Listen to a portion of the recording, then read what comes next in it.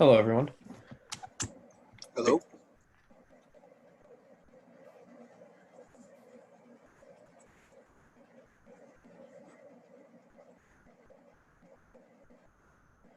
What's up?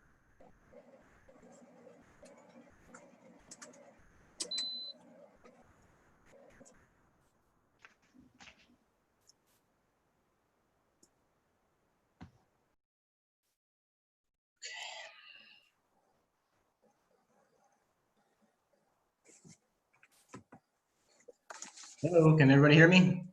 Mm-hmm. Yep. Great. Okay.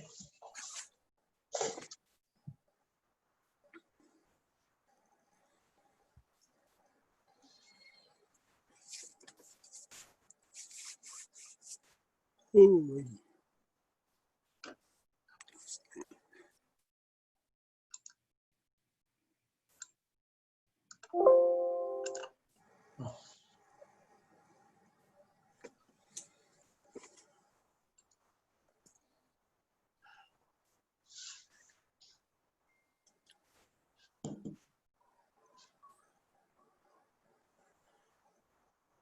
Very long packet tonight. I think we should get credit for the summer reading program for getting through tonight's packet. 195 pages. Seconded.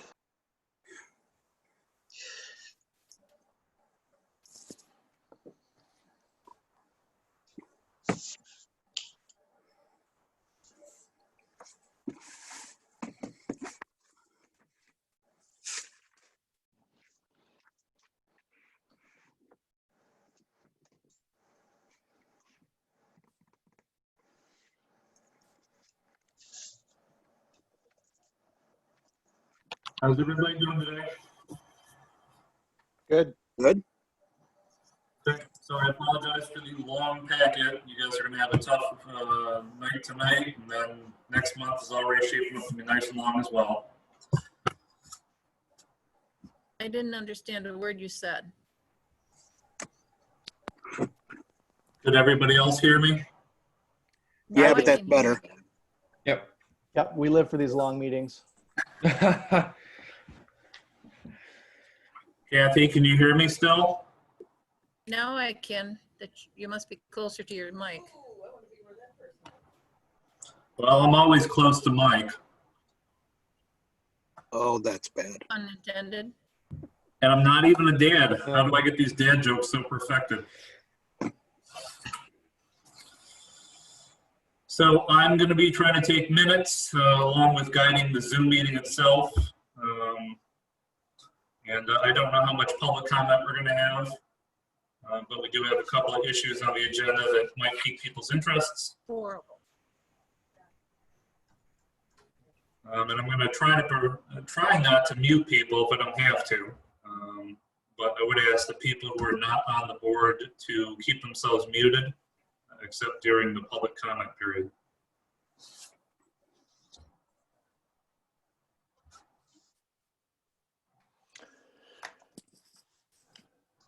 All right. Hey, I'd like to, just before we get started here, I just want to make sure we can hear everybody. So I think I heard Clint and Dale and Kathy, Ashley, Harrison. We heard, who else is on here? Mr. Nixon, are you here? Can we test your audio and make sure that we can hear you? Okay. Yes. Okay. I don't know about the picture thing. I don't know what I did. All right. Well, that's okay. Just as long as we can hear you. I just want to make sure. And okay. All right. Well, I think we're good. I will call this meeting to order at 7:02. I did have a flag. I have a flag kind of up back there, but I'll move to the side so we can see it, and we can do the Pledge of Allegiance.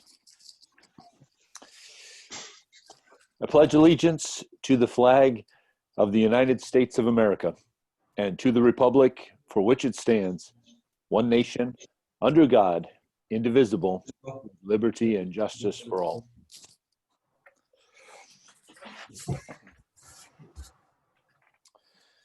All right, roll call, Mr. Bray, Here.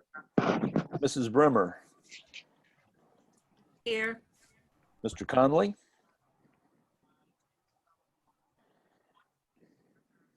Here, okay, Mr. Hall, Mr. Hall, I believe, is, sorry, he was not going to be able to attend the meeting tonight. I think it's family medical issues. okay, no, mark him absent. Mr. McGrath, Here. Mr. Nixon,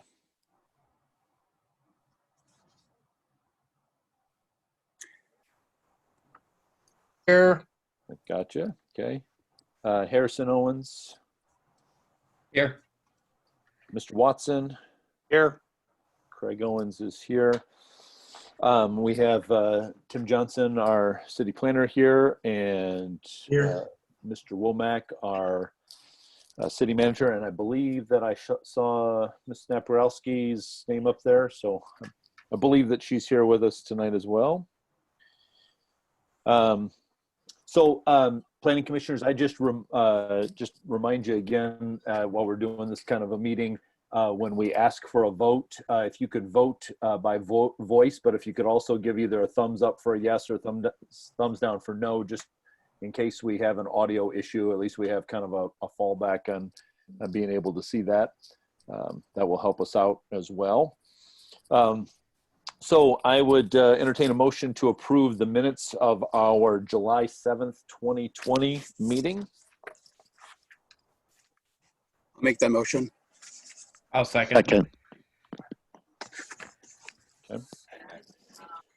Anybody see anything in those minutes that needs to be corrected? yes. Go ahead, Mrs. Bremer. Is Mr. Womack going to bring up the correction? Or no? Chandel did indicate to me that she had a correction that had been given to her previous to the meeting, and that was that Rose Powell is not a member of the Planning Commission, but she was asked to speak on behalf of the City Council at the last meeting. I believe that was the correction that was listed. Correct, under the item for the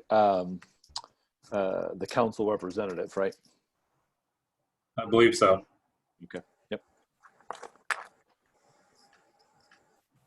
All right. Any other changes? All right, so if we could then all in favor of approving those July 7th minutes with that one minor correction, signify aye. Aye. All opposed, no. Okay, motion carries. Thank you. And for our agenda this evening, I will make the motion that we approve that agenda.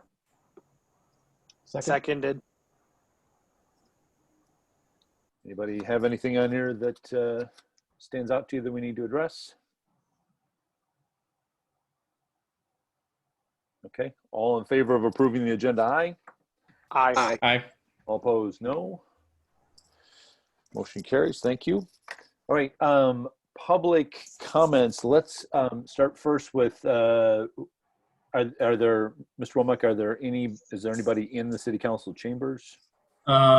We do have two persons inside the City Council chambers. I'm not in the City Council chambers. So if we're okay, let's do them last. I do have a sidebar here that tells me a couple of people who are members of the public, and I'll just go down the list. I'll ask each person to unmute. They can say whether they have a public comment or not, and we go that way, if that's okay. Sounds good. Okay. So the first person I see here is Dan Larabelle. Of course, Mr. Larabelle is here on the neighborhood project, but I'll unmute him real quick and he can let us know whether he wants to talk right now. Mr. Larabelle. Okay. I'm all set. I'll wait until our agenda item. Thank you.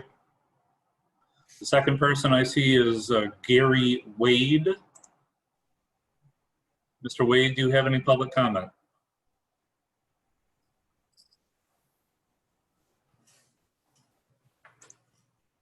Mr. Wade, do you have any public comment? He's still muted. Yeah, I've asked him to unmute twice.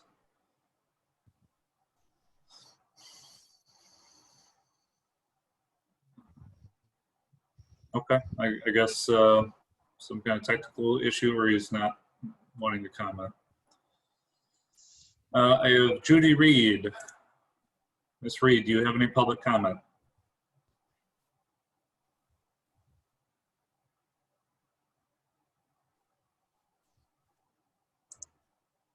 Ms. Reed, do you have any public comment? Okay. Ms. Reed? No, I Ms. No, Okay, thank you. I see Keith Coulter. Mr. Coulter, do you have any public comment? No. Thank you.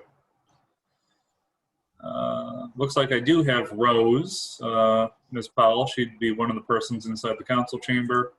Ms. Powell, do you have any public comment?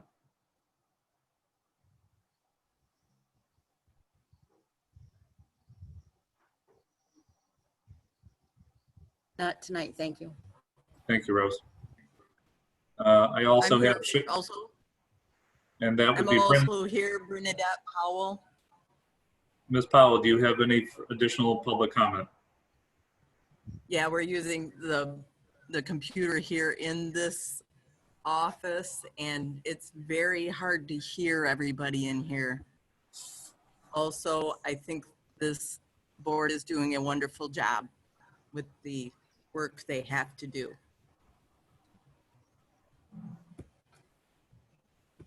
Thank you, Ms. Powell. I have Shandell. Shandell, do you have any public comment? No, I do not. Thank you. And then I have a Tom Larabelle. Tom Larabelle, do you have any public comment? I do not, Mike. Thank you. Okay, that concludes the number of members of the public that I'm aware of, including the, I see Sue Wolf on there too. I'm on there. I apologize. Yeah, the list keeps moving on me here on the right-hand side of my screen. It's a little weird. I apologize. Ms. Wolf, do you have any public comment? Yes, please. Thank you, Michael, and thank you, commissioners. And I agree with Bernadette. Thank you for all that you're doing. I know so much is going on, and I appreciate you all so much. My comments, I did have an opportunity to talk to Michael, and my comments surround B under your old business, titled non-conforming ordinance draft. And I was able to get both copies of the option 1 and option 2 that I believe you're considering tonight. And Michael was very helpful in explaining things, and I see both sides.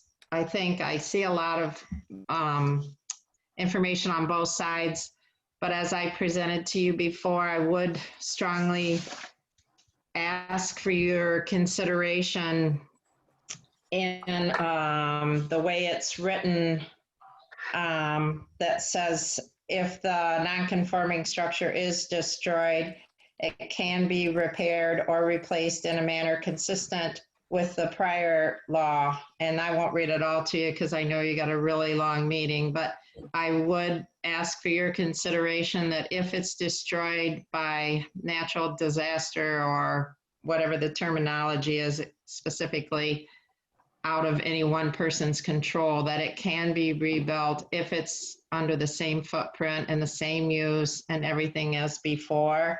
I think this avoids the imposition of hardship.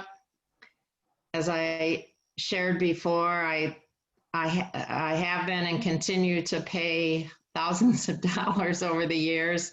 I fill out all the forms for all of the rental property that would be considered non-conforming, and I couldn't rebuild, but I think it's interesting that I can pay the registration fees and pay for all the inspections, and it's okay to do that. But if something disastrous disastrous happens, I can't rebuild it.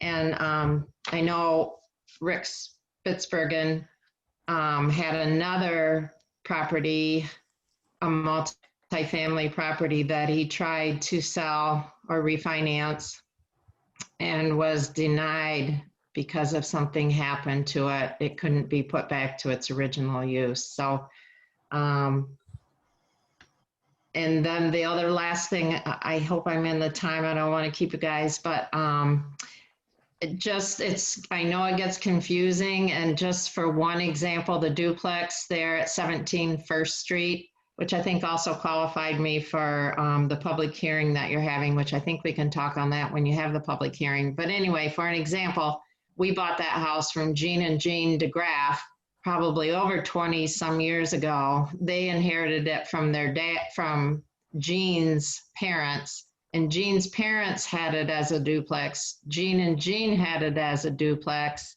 I asked them if they had any paperwork or any documentation, and that's 2 generations ago, and they don't. We bought it as a duplex, but it would be considered non-conforming. So anyway, that's my 2 cents. And I appreciate your time and I appreciate your consideration, and I would consider you follow the draft that would allow it. So thank you very much. Thank you. And I apologize, Sue, for not seeing you, but at this time, I don't see anybody else for public comment. Okay, so we will close the public comments. Board members, any conflicts of interest or ex parte communication that you need to share with the rest of the board?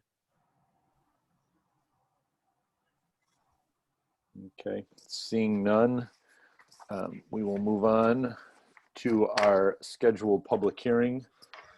I will open that public hearing for the consideration of a special land use at 16 North Main Street, 16 North Main Street. If you, planning commissioners, if in your packet, I believe it starts on page 52, is the information in there, if you would like to pull that up. And Mr. Womack, do we have, is the applicant one of the participants tonight? I don't.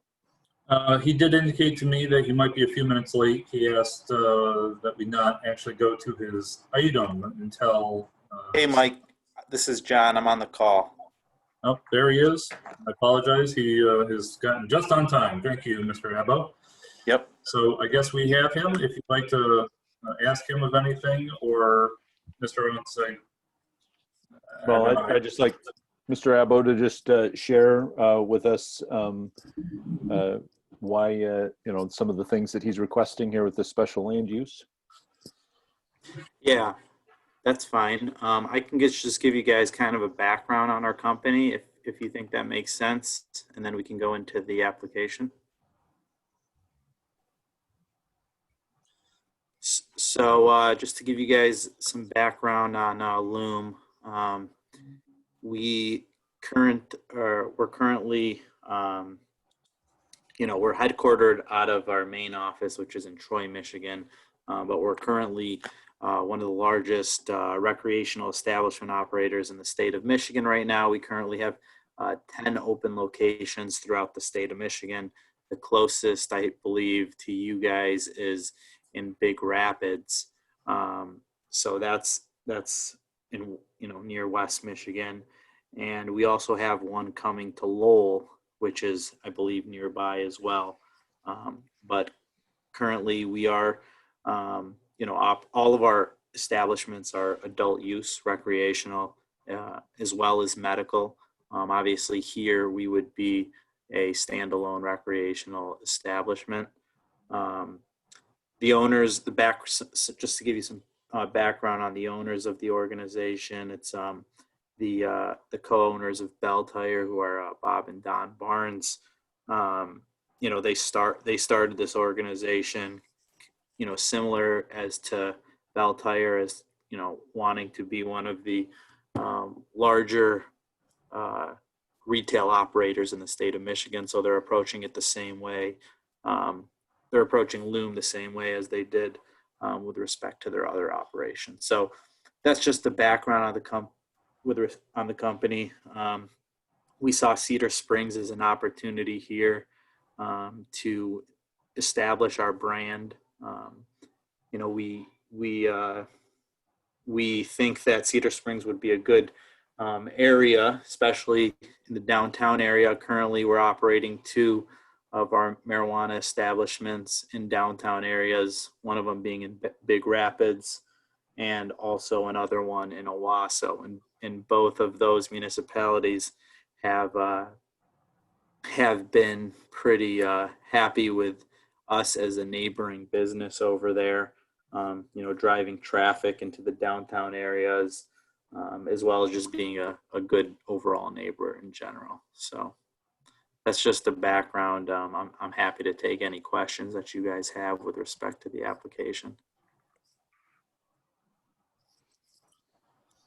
Mr. Owens, similar to the public hearing, would you like me to go down the list and see who might have specific comment on this special land use? Well, let's, if we follow the guidelines in our bylaws, let's do for people that are in support of this special land use first. And then we'll move to people that are opposed. That's obviously just a little bit more difficult because we can't really see a show of hands here on the Zoom platform about who might be in favor, who might be opposed. Mr. Owens, would you be okay waiving that part of the bylaws for tonight? Sure. As long as the people that are the members of the public that are speaking would identify that at the beginning, whether their comments are in support or opposed. Sure, sounds fair. So going down the list again, I apologize. Ms. Sue Wolf, do you have any public comment about this special land use? Well, I'm not sure yet if I'm opposed or for, sorry, I'm gathering information.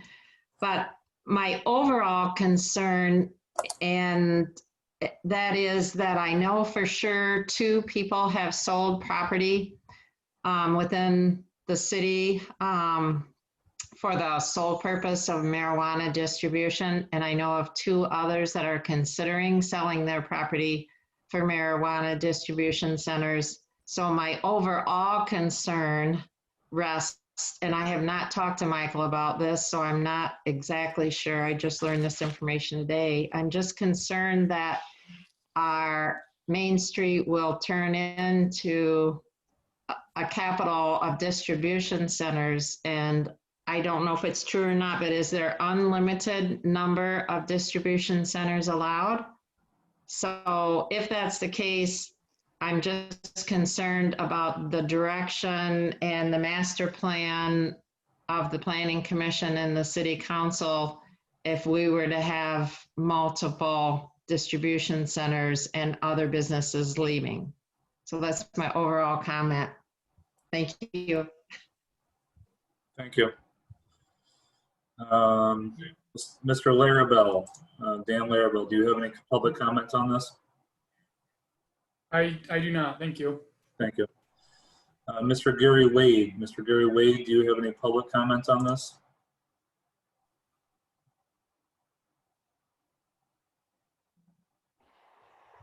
Mr. Gary Wade, do you have public comment?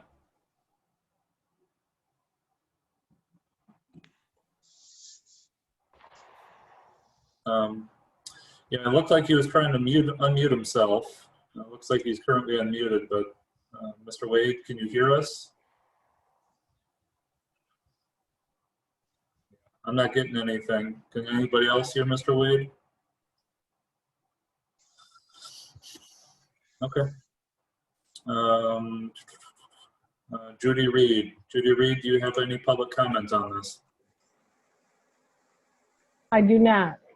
Thank you. Thank you. Mr. Keith Coulter. Keith Coulter, do you have any public comment on this? Yes, I do. I am for this. I think it's a good thing. I think they can fix some buildings up that are in need of much repair in our downtown area. I think they'll bring in much needed tax dollars. I think it's a good thing. And that's all I need to say. Thanks. Thank you. Shandell, do you have any public comment on this?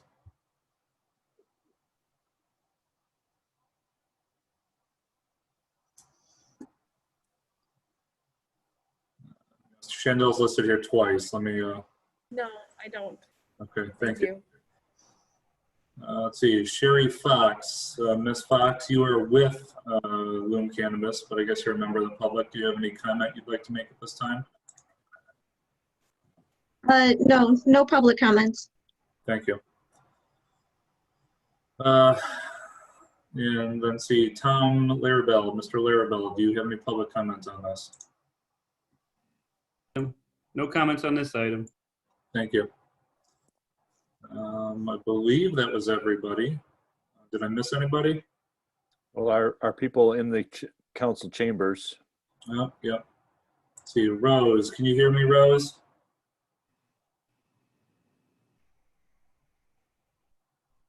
Yes. Do you or Bren have any public comment on this? I pretty much echo what Mr. Coulter said. We have many buildings downtown that are just at the end of their life. And if they're not repaired and restored in the near future, they'll just have to be condemned.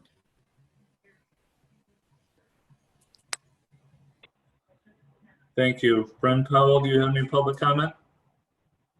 I have, yes, I do. I feel the same way about these buildings being renewed. I am concerned about the unlimited number of licenses available because I do see entire blocks being consumed by facilities. Yes, bringing the buildings up. I think we're going to have a large parking issue and traffic control, but I am for this. Thank you. Okay, thank you.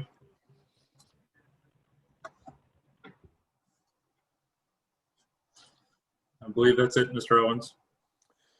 Okay, so we will close this public hearing. Staff comments. Why don't we go to Mr. Johnson first? You have a memo that you prepared for us dated August 4th, 2020. Do you want to walk us through some of the items in there that we need to consider? Mr. Yes, Owens, I'd like to. I apologize. Is this now on White Pine Trails plat? No, we're still under the loom. Okay. Oh, are you ready for me then? Yes. Okay. My memo, I think I would just first of all point out this is the first adult marijuana application you're looking at. So as I pointed out in my report, your review of this project will kind of set a pattern for the other ones that are coming in to see you over the next several months. So I think it's important to be thorough in reviewing this so you can set a pattern of consistency as you go forward. In terms of process, this is a public hearing on a special land use. So it's your decision to make. The city council is not involved in reviewing this or approving this project. They will also need to get a marijuana establishment license following approval. If it does happen, that approval would be issued by the city clerk. They would also have to receive approval from the state of Michigan before they can actually open their doors. The applicants provided quite a bit of information for our review, and I hope you've had a chance to review that. I'm not going to go through it. Our ordinance does require that they provide a security plan and odor control. The security plan is attached. I have reviewed that. I think it's very thorough. My recommendation would be to have your fire chief and police chief review that as well. just to make sure they don't have any issues with it or if they can provide some helpful comments. They are required to provide a sketch plan because this special use is occurring in an existing building. I've given you a review of that. Some of the concerns have to do with the parking in the back. If they are going to have parking back there, our ordinance would require a 5-foot setback and curbing of the parking lot, which could create some problems because they share a common lot line with the restaurant next door. To put a curb there, I think would create some issues. So the fact that they're simply repaving a gravel area, I wonder, it may be up to you whether you wish to impose that requirement in terms of installing the curbs. Any on-site parking should be shown on the site plan, any existing driveways, any exterior lights, method of shielding, photometric plan needs to be provided. And if they're going to provide any landscaping in the rear, we'd also like to see that. I do have some concerns, and I think Mr. Womack also has provided you some of these concerns about closing the alleyway next to the building. That could compromise the safety of customers coming from the rear of the parking lot. They can't come in the rear door, so they have to walk through the alley to get to the front door. And right now you have cars that can come in from Main Street to access the rear of the building. I think in the interest of public safety and provide a safe walking route for customers, I think that alleyway should be closed ideally. If you choose not to close it as a condition of approval, then I think at least the Main Street portion should be closed for exiting, and then a sign at the other end of the parking lot to prevent people from driving out that alley. Regarding the access from behind the Kent Theater building onto Cherry Street, that driveway should be closed because I don't believe the applicant has permission to use that driveway, and it really is private property. I think that should be closed off on the applicant's property. I'd like to see the locations of the exterior cameras and the dumpster issue. I don't know if they're going to have one, but if they do, they would be required to meet our zoning code, and they've been provided with our appropriate regulations. One of the other issues is the building facade requirements, and I've provided in my report what our ordinance requires. And I provided some comments that the purple majestic paint color and the purple corrugated metal panel, I think in my opinion, would not appear to meet the facade requirements of the zoning ordinance, both in the facade requirements and also in the requirements of your adult use marijuana ordinance, which also has some regulations on facades. Some other requirements has to do with showing us that they meet the 1,000-foot separation from a pre-existing public or private school. I'd like them to give us a map that's scalable, that accurately shows that distance. The map that they provided isn't really readable. And then comments about the fire chief checking out their security plan, and also the odor control measures that should be verified by the city building inspector when a building permit is issued. So that concludes my report, but I'd be glad to answer any questions you may have. Planning commissioners, any questions for Mr. Johnson?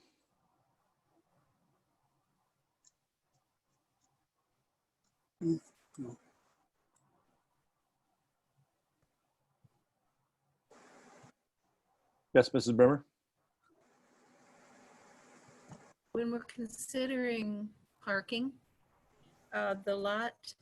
the public lot in back of in back of this property, we have 2 restaurants, the Kent Theater, Alcoholics Anonymous, and my question was when we decide parking for businesses, we sometimes include, like the Redbird, we said, okay, there are parking spaces back there that you can count. When is that limited? Well, in the case of in the B2 zone, I believe they can meet their parking requirements either on street or within a municipal parking lot. So I believe they would be able to meet that requirement by virtue of the municipal parking lot that's located behind the building. I think though, if I may, I think her question was more of a general one. Like if we counted those spots, for instance, as for the Redbird, when that was going in, how many businesses get to count those spots? Is that what you're trying to say, Mrs. Bremer? Yes. Okay. Okay. Well, the answer to that is typically we would not count all the required parking for each business in the downtown area and see if there's enough parking in the municipal lots or on the street to meet those parking requirements. The ordinance simply says if you're in the B2 zoning district, you may meet your parking requirements by utilizing the municipal lots or on-street parking. Okay.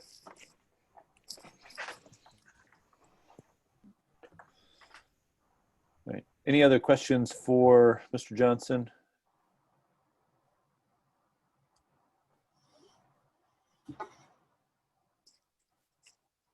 Mr. Womack, do you have anything that you would like to add?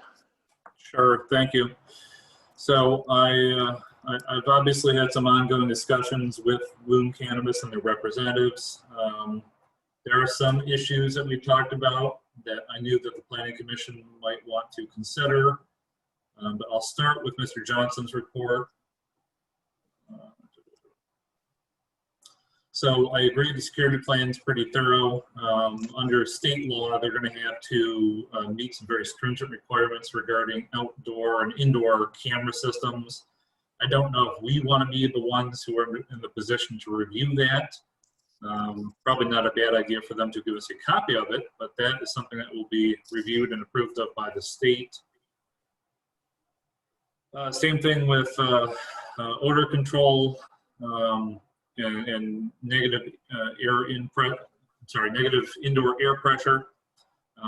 That's one of those things that, well, they're going to have to install something, because if we start getting odor complaints, then we can yank their license until they get it figured out. That would obviously be part of the building inspector's review, though. The alleyway between the Kent Theater and the proposed Bloom Cannabis building does present a significant problem. I don't know if we want to go so far as to require them to curb the back area,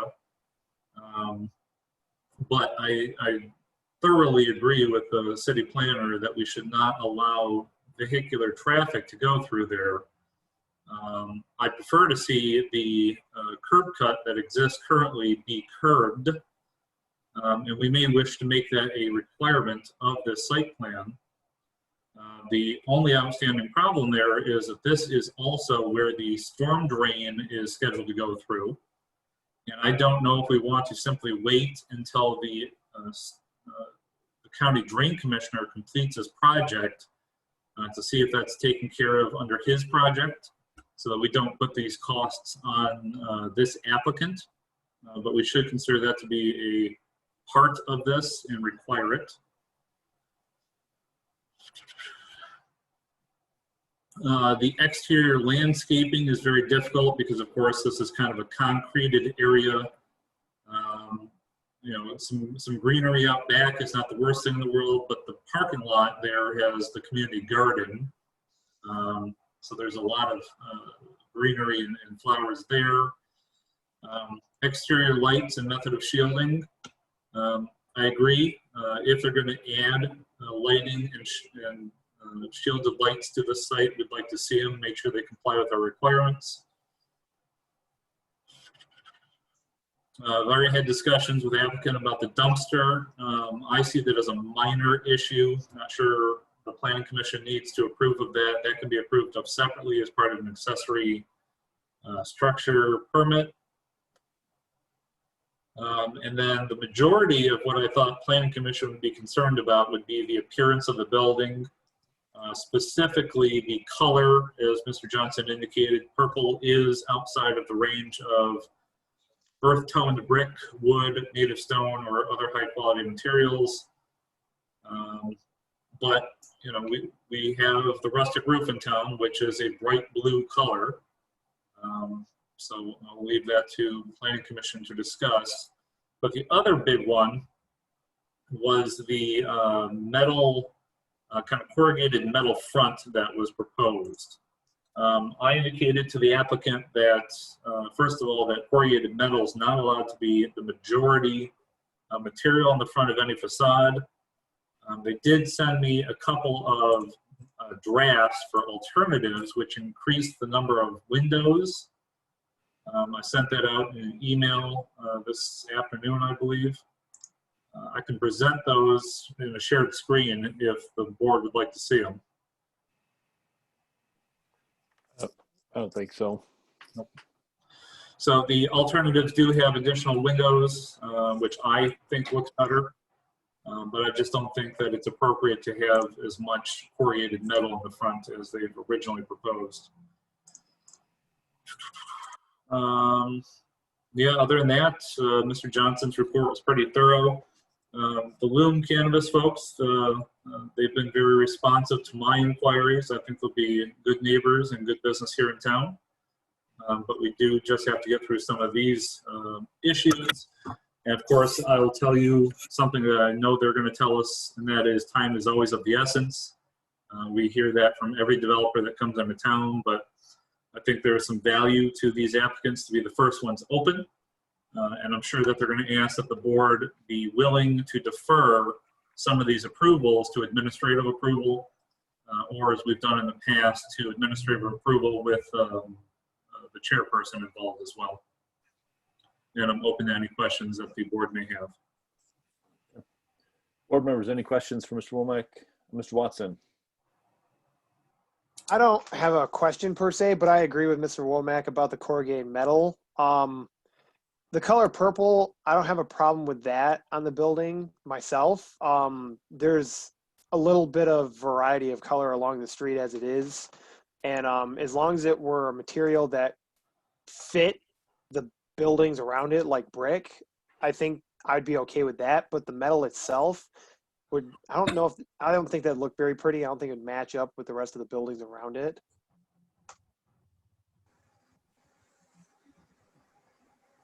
Any other questions for Mr. Womack?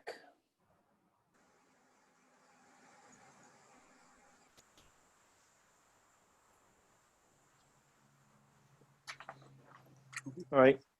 So commissioners, how about if we just take a couple minutes here, and let's use Mr. Johnson's report, because he had some things in there that he wanted us to consider, and let's kind of work our way through that. Let's talk about the some of the traffic flow things that were brought up with that alleyway and the driveway from back by the behind the Kent, curb cuts, that sort of thing. What are your feelings on that? Kind of the traffic flow things. Let's go with Mr. Owens first. Yeah, I'm definitely in favor of cutting off vehicle traffic through there. I think especially if we're going to have a more this kind of a business right there, I think that's the best option. There's going to be a lot more foot traffic coming through there, and so we don't really want to have any kind of vehicles in that area. So just to clarify, are you saying traffic flow through the alleyway, or what do you mean by traffic flow through there? Oh, through the alleyway, yes. Okay. Right. Mrs. Bremer, I think I saw your hand. Yes. I agree. We should close off the curb cut in front of or on Main Street, and then cut off the alleyway behind the Kent Theater, because like Mr. Johnson said, that is private property. Mr. Owen? Yes. I need to ask Chandel a question. Nick. I keep getting a message that my internet connection is unstable, and I don't want to miss the meeting. So I'm not sure what I'm supposed to do. Pardon?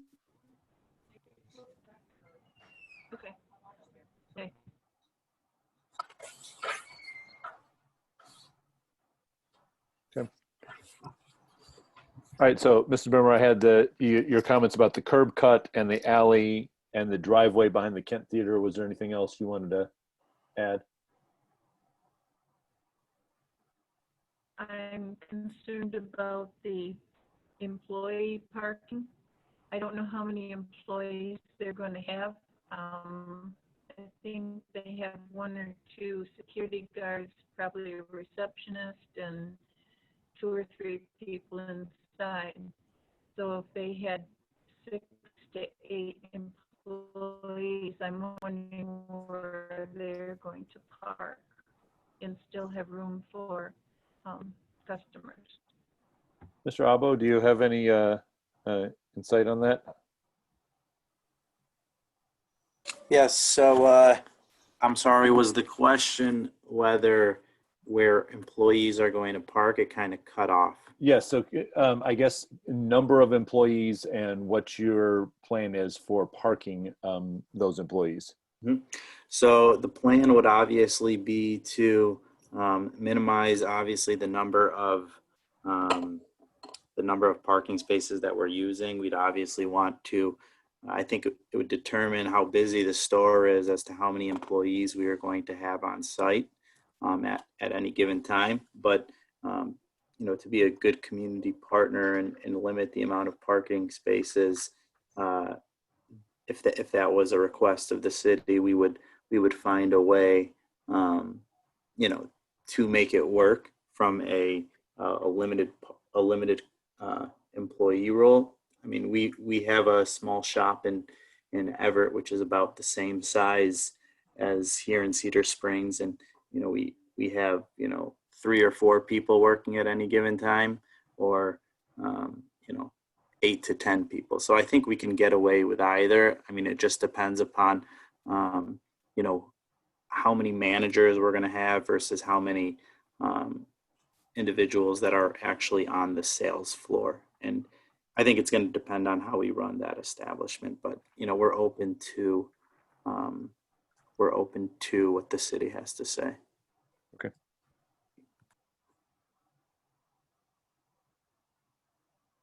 All right, Mr. Watson. I'd just like to comment that I'm in agreement with Mr. Owens about the alleyway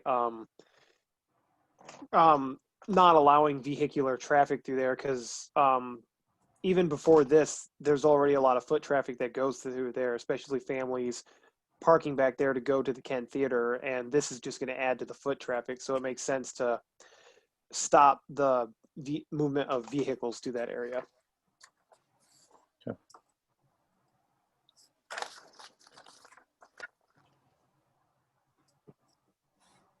All right, any other thoughts on the traffic flow issues, from the commissioners? I have something, Craig. We not just have them put up concrete poles at either end? 2 of them, you know, like like they put up in front of the Meyer doors, the way you can't drive in. I don't know if that's allowable or not. I'd have to defer to Mr. Womack or Mr. Johnson for something like that. I think that would be less than ideal. That wouldn't be the prettiest solution. I'm sure there are some other options that would be better. I think the first and foremost option is to simply remove the curb cut and curb over the Main Street side access. But you know, there's probably some less, I'll just say less ugly options for fencing or some kind of blockading that would prevent people from driving down the alleyway. But no, I get what you're saying, Mr. Nixon. Okay. Yeah, I think we can use, you know, we could have them put up like a nice black, you know, fencing like you would in front of a house. That's fine. I didn't know if it needed to stop a vehicle or not. I think in this instance, it's not so much about stopping a vehicle as making a visual barrier. Most people are not going to be so crazy as to run over a barrier with their car if they can see it. But we obviously don't want cars kind of pulling out onto the public sidewalk from between the buildings, that's dangerous. So I think if you had some visual barriers in there, I think that would discourage cars from traveling through there. Mr. Johnson. Yeah, I would agree that it's better to curb it off at both ends, make it more of a pedestrian way, because it will be a major walkway from the parking lot in the rear to the front door for customers and for anybody that wants to get out to Main Street. So I think that alleyway could be improved with, make sure there's good lighting at night, and you could make it, the applicant could take some extra measures and make sure that becomes an attractive walkway between buildings to add to the aesthetics of downtown. Sure.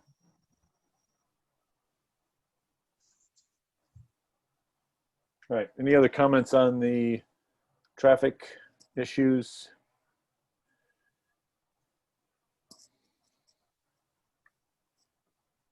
Okay. And then let me just ask here, Mr. Abo, I know it was kind of an if question here, but are you planning to have a dumpster behind your business? So I think that it depends, to be honest. If we do plan to have a dumpster, you know, Mr. Womack did send me the dumpster ordinance and, you know, what's needed to comply with that ordinance. And we would you know, make sure to get that cleared with the city beforehand. But, you know, in our experience, there's very little waste that actually comes out of these establishments. You know, anything that is, it's about it comes out to like a cup of waste on like a monthly basis. So, I mean, I don't necessarily think that there is a need for a dumpster, but I think that would be something internally that we would decide as an organization beforehand. Okay. Well, I guess I would suggest that you put it on your site plan, and then if you don't need it, you don't need it. Mm-hmm. Not something that we have to like come back to later on and try to figure out. Yep, I think that makes sense. Well, Mr. Owens, there are a couple other options that applicant could consider. First of all, the rolly bins, which don't require an enclosure.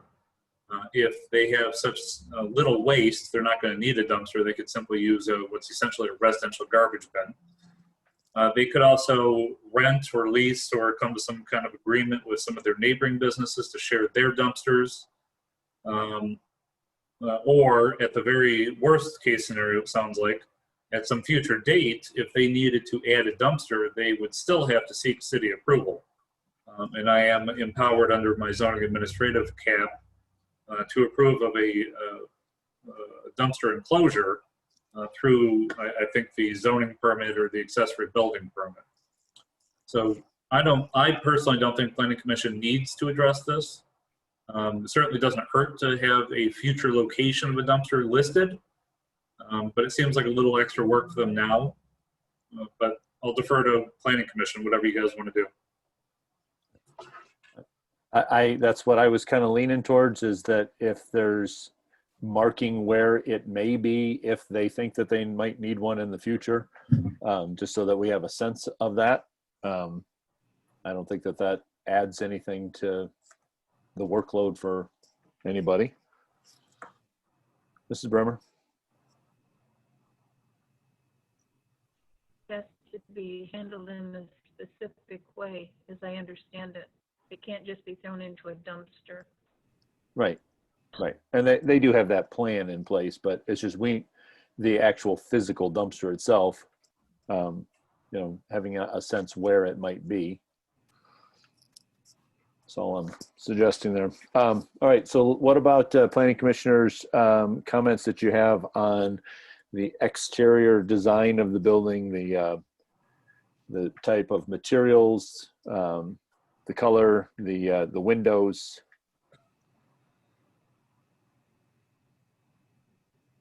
Mr. Owens?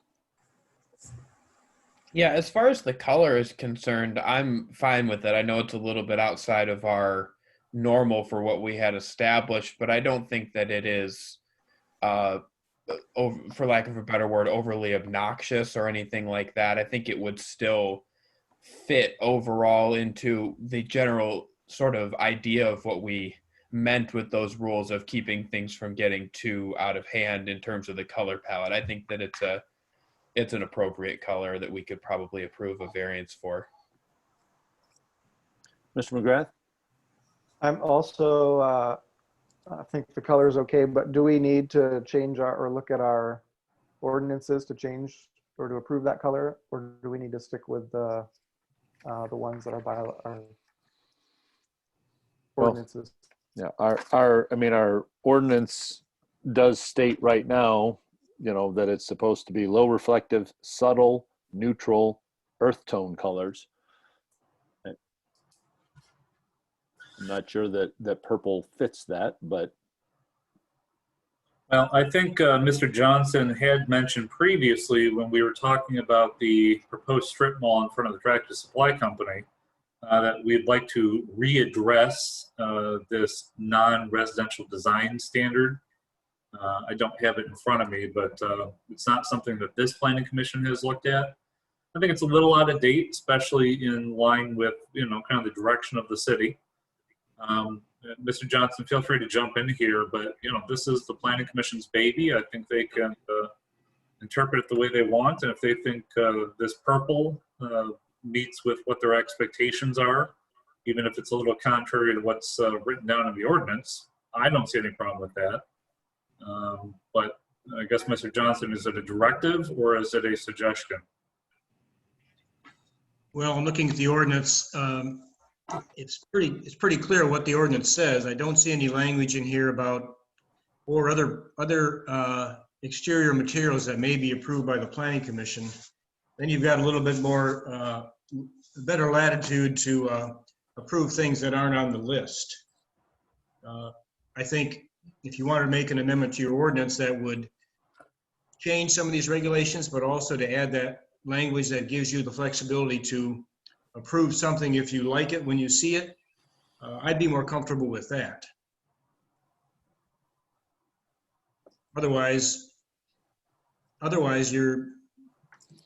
this language doesn't really mean anything. If you're going to consider earth tones and brick as suitable materials, and then you change your mind and say purple and metal cladding is okay, I don't see where that fits. But I'm going to give you good direction, make sure that you're following your own code in the way that you should.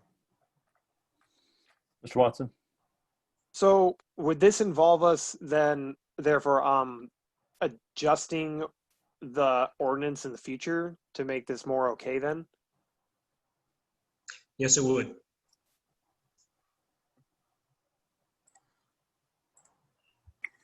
Mrs. Bremer?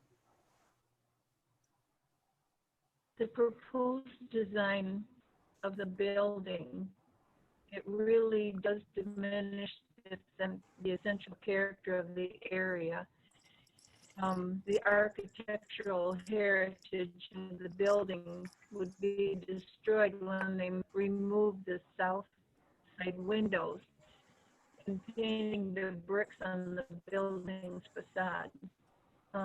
Closing all the buildings or windows on the front of the building isn't harmonious or appropriate in appearance with the existing or intended character of the general vicinity. And I don't think the color purple is something that we should deviate. Our ordinance is clear on the colors that we're supposed to keep in the downtown area.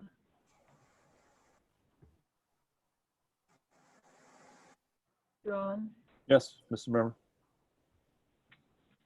When you read Article 8, Section 4569, excuse me, we're required to consider the welfare and adjacent building, the welfare of adjacent properties and the community as a whole.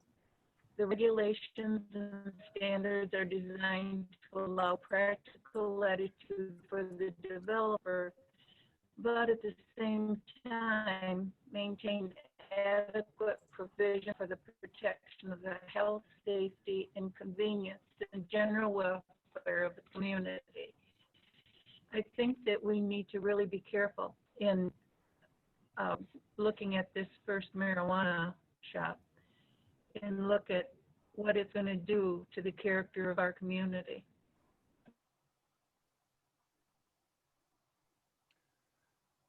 Mr. Bray, did I see you sticking your hand up? Yes, I kind of agree with Ms. Bremer, the fact that the building color will throw off our downtown quite a bit unless we're going to really start changing the whole downtown area.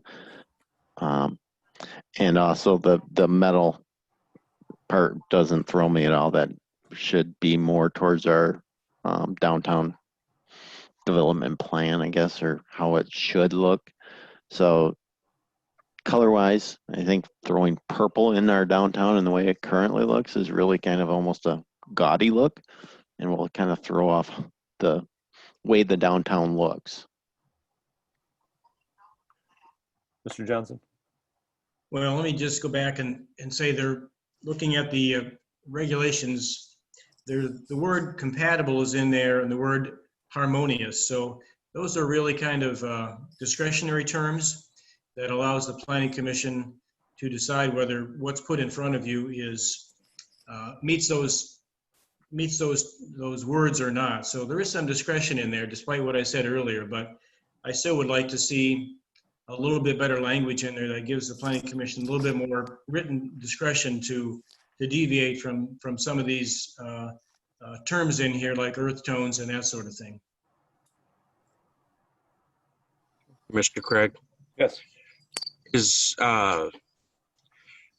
Can we ask, or should I direct this to Mike, if there is another color?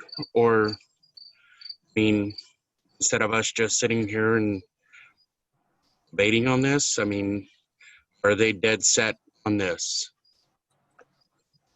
Well, I'll speak on that first, and then Mr. Abbo, if you want to jump in next. I guess what I would say is, look, I agree with pretty much everything that's been said. You know, the ordinance does say, and I'll paraphrase, boring colors. You know, I personally like kind of the Keep Cedar Strange movement, blues and purples. I think those are fun. I think that creates a more vibrant downtown core. But I agree, it needs a little oversight, and the Planning Commission and City Council have not reviewed any proposed language on that yet. So what might be the best course of action is require applicant to show us some kind of facade that meets our current standards, with the idea that this will be something that the board will start working on moving forward, so that we might have some more latitude in the near future. And if applicant really strongly feels that purple is their color, in 4 or 5 months' time, when we are hopefully done with the revamp on that ordinance, they could come back and say, hey, now that you've got new language, we'd like to make it purple now. And I guess we could decide at that point. But I agree, I think we probably need to revamp the language. Mr. Abbo, do you think that Loom is capable of having a earth tone, brick, etc. color that would meet the city standards? Yes, you know, I think that is fine. We do typically go the purple route. It's not, I mean, it's not really like a vibrant purple, like in your face kind of purple. It's just part of the brand. I think that, Mike, I sent you some facades of our other establishments, and I think you said you did share it with the Planning Commission members. So, you know, I think you'll agree that it's not an in-your-face purple. It's more of it's more part of our brand. But again, we're happy to you know, be agreeable and work with, you know, what is currently allowed under the ordinance. Mrs. Bremer, and then we'll come to you, Mr. Conley. Visited the store in Big Rapids, and that had a very nice look to it. Large windows and good colors. And I didn't see that many purple buildings in the information that we got. Mr. Conley?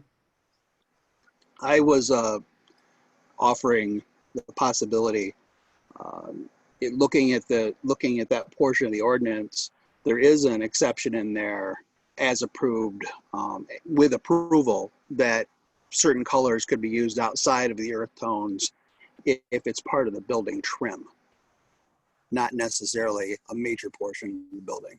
So there may be some leeway with some creative design if the applicant wanted to go that direction with trim and not the major component of the building, in my interpretation, unless I'm incorrect on this. Okay. Yeah, Mr. Bray. Just curious if it would be possible to reverse the colors, like the building's purple and the doors like a gold or yellowish color, and reversing it where the gold color is the building and the purple's the door.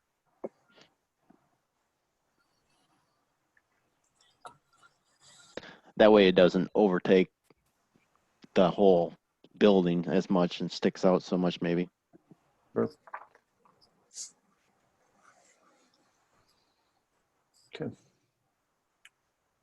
Okay, planning commissioners, any other questions, comments on this special land use request?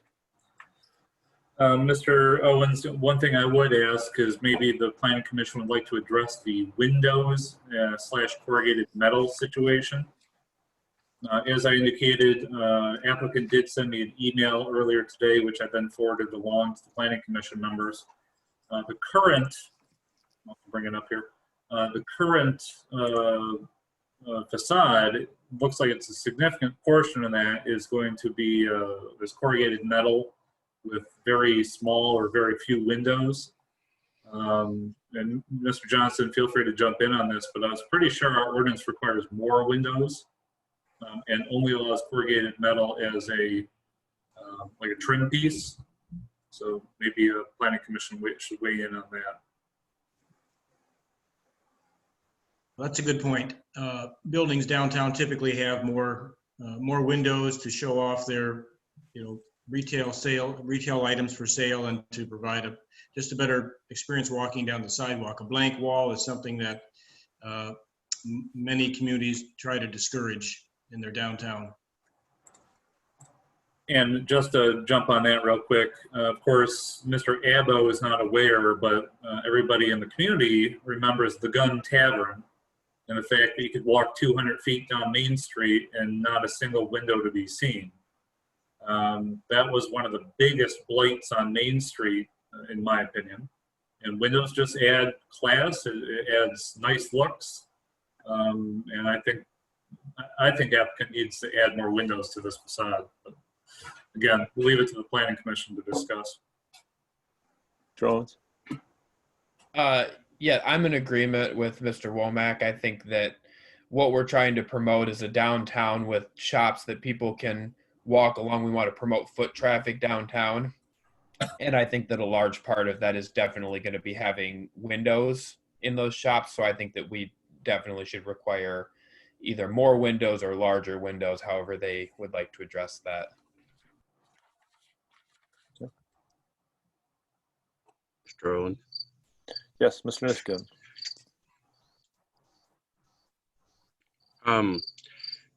What I was thinking was, instead of the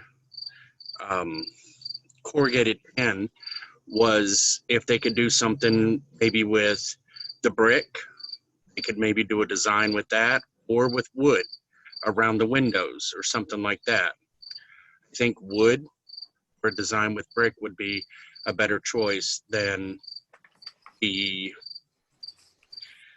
corrugated tin around the windows. Mrs. Bremer. The windows on the south side of the building have an archway, and they're really nice looking windows. Maybe they could put those back in there.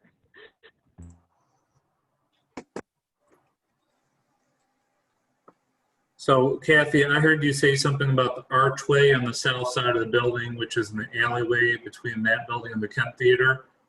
The only thing I would comment is, and I've spoken with applicants about this, that is in the general location of where their safe room would be. And I can understand from a security standpoint, we probably don't want window access towards that area of the building. The front facade is clearly where customers and cars go past, but I'm not sure we necessarily want at least eye-level windows on the south side of the building. Okay, I understand.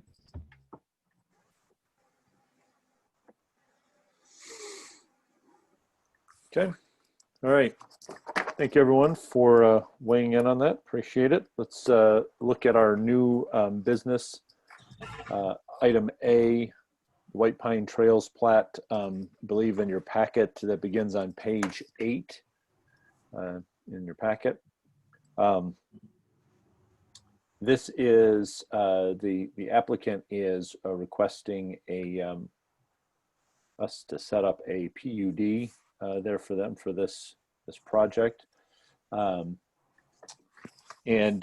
Let's start off first, if I could.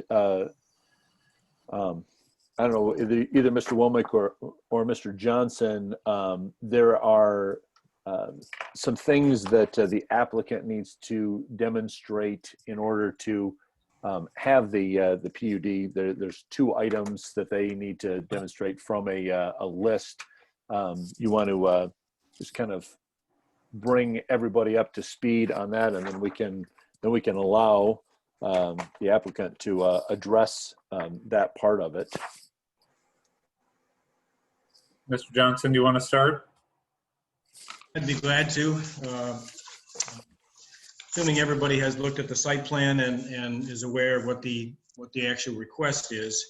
And we are tonight looking at a request for a preliminary PUD site plan. So just briefly, because we haven't done a PUD before in Cedar Springs, at least I haven't, and I think many of the planning commissioners have not either, it's important that, let me just give you a brief review of what the process is, and that is you look at the preliminary plan and then hold a public hearing, and then you make a recommendation to the city council, and the city council makes the final decision on approving the planned unit development project. So we're at the beginning stages of this project. Going to Mr. Owen's concern about the qualifying conditions.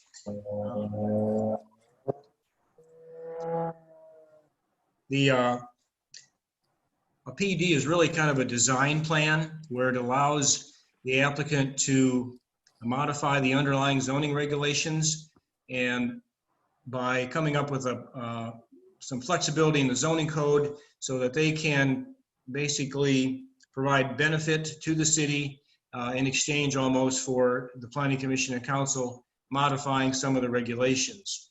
So in this particular case, the applicant wants to reduce the lot width and the lot size of the lots, and they are, and in exchange for that, they are providing what they consider to be benefits in the design of the project. Our ordinance says that there are 6 benefits they could provide. They have provided a narrative that shows that they claim meets 3 of those qualifying conditions. The ordinance says you only have to determine that they meet 2 of those. So the ones they're providing would be they're providing common open space, preservation of natural features, and providing better housing, employment, and shopping opportunities. So based on their narrative and what they will tell us later on in their presentation, you, the Planning Commission, must come to the conclusion that the benefits they are providing really warrant granting the modifications in the lot size, setbacks, and lot width requirements. That's kind of a short review of that. I'll turn it over to Mike if he wants to add on to that. No, other than to just, I guess, say what I think many people are thinking, and that is this property was zoned as an R1 property not that long ago by this sitting planning commission. And now the applicant is coming in and essentially trying to use a PUD to reduce the R1 requirements down to what's essentially an R2 requirement. Which is not out of character for that part of town. If you look at what was recently approved of with the Prairie Run North development, which is an R3 zoning designation, and then also the original neighborhood, which was also R2.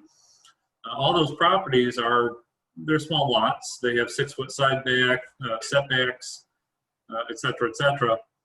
I guess the question really comes down to whether the applicant has met their proposal for the requirements for the PUD. And then also, does Planning Commission want to promote these smaller lots with the, I guess, the natural features that applicant is proposing? Or do they want bigger lots with larger side setbacks, et cetera?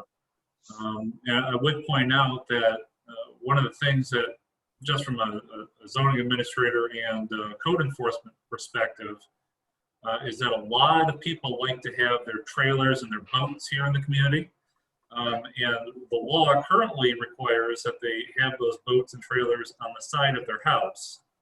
Well, that's exceptionally difficult to do if we continue to allow these 6-foot side setbacks, as opposed to the 10-foot side setbacks that are required under the R1. So I think as a preliminary matter, Planning Commission has to discuss whether they think applicant has met their PUD requirements at the onset. Okay, Mr. Watson, you got a clarifying question? Yes, I'm just a little confused as to the location of this development. Where exactly is this taking place? So this development would be immediately north of the Prairie Run North development that was just approved and is in, I guess, the final stages of being built out. From there, extending all the way to the east, where it would hit Cedar Springs Avenue. This land is currently or most recently owned by the former Kent County Sheriff, who was operating a tree farm at this location. Okay. So I don't know which one of the Mr. Larabells would like to address us, but why don't you just, we have the narrative that you provided, so we don't need you to go through the whole thing, but why don't you just hit the highlights, especially what the case that you need to make to the Planning Commission is, and that's the reason why I wanted Mr. Johnson to kind of highlight that is, how you feel that your project qualifies for a PUD because of how you're meeting those requirements. Yeah, certainly. Yeah, my name's Dan Larabell. Tom Larabell is on the call as well. We represent Allen Edwin Homes, the applicant, and I'm in the land development team. I'm a project manager. Tom is the team leader, and yeah, I'm happy to address all those comments. And I just want to thank everybody for their time tonight. I think it might help if I can show, put some PDFs up on the screen. So I'm going to click the share screen button, and we'll give this a go.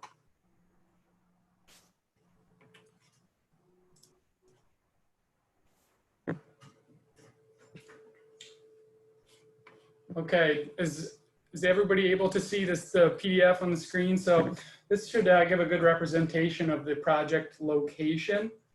It is the old tree farm, kind of the northern boundary of the city. So yeah, I'd like to talk about our process for coming up with this PUD, hit some bullet points on the site characteristics, and then I can address the planner's comments if Mr. Chair, you'd like me to do that. But yeah, this site is unique, right? It's got a lot of variation in terrain, unique tree stands. There's wetlands. There's two real obvious access points right when you pull up the site layout. And we studied different layouts for a long time, different site configurations, how many units, so forth, different, straight zoning through the R1 zoning, using the standard minimum width requirements and lot sizes. As we looked at this further and further, it just seemed like a good candidate for a PUD, just to provide a valuable preservation that are both suitable for recreational and just preservation purposes, and kind of some buffer areas. But to get there, we needed to minimize the development footprint. So I want to show you where we started with a concept plan using the underlying straight zoning requirements. This is 110 lots. It's pretty similar layout to the PUD layout, but you'll see there's no open space. Everything's chopped up. It's all private ownership. This meets the R1 layout and the R1 requirements. But again, as we kind of looked at this this project, we just seemed like such a good candidate for a PUD and creating some open spaces. So with that, our desire to kind of keep the city, the character of the city, the natural character of the city, that pattern continuing, and then also it's really attractive for homeowners and our customers. So that's where we came up. We went from this R1 plan that I currently have on the screen to this PUD layout, a little more creative, a little more flexible. As Tim and Mr. Womack mentioned, yeah, there are some deviations from the from a lot sizing perspective. This is actually a smaller yield. It's 108 units versus the previous plan I had up here. But I guess I want to talk to why this is an advantageous plan, what we see as advantageous, and why we're applying for this PUD. So as you can see, it's large open spaces. 35% of the site is open space, preserved in perpetuity. On this plan, there's a little bit more going on, of course. It's a little harder to see, but probably the focal point of the PUD is this trail that's in this large western open space. I believe this is a 10 acre open space.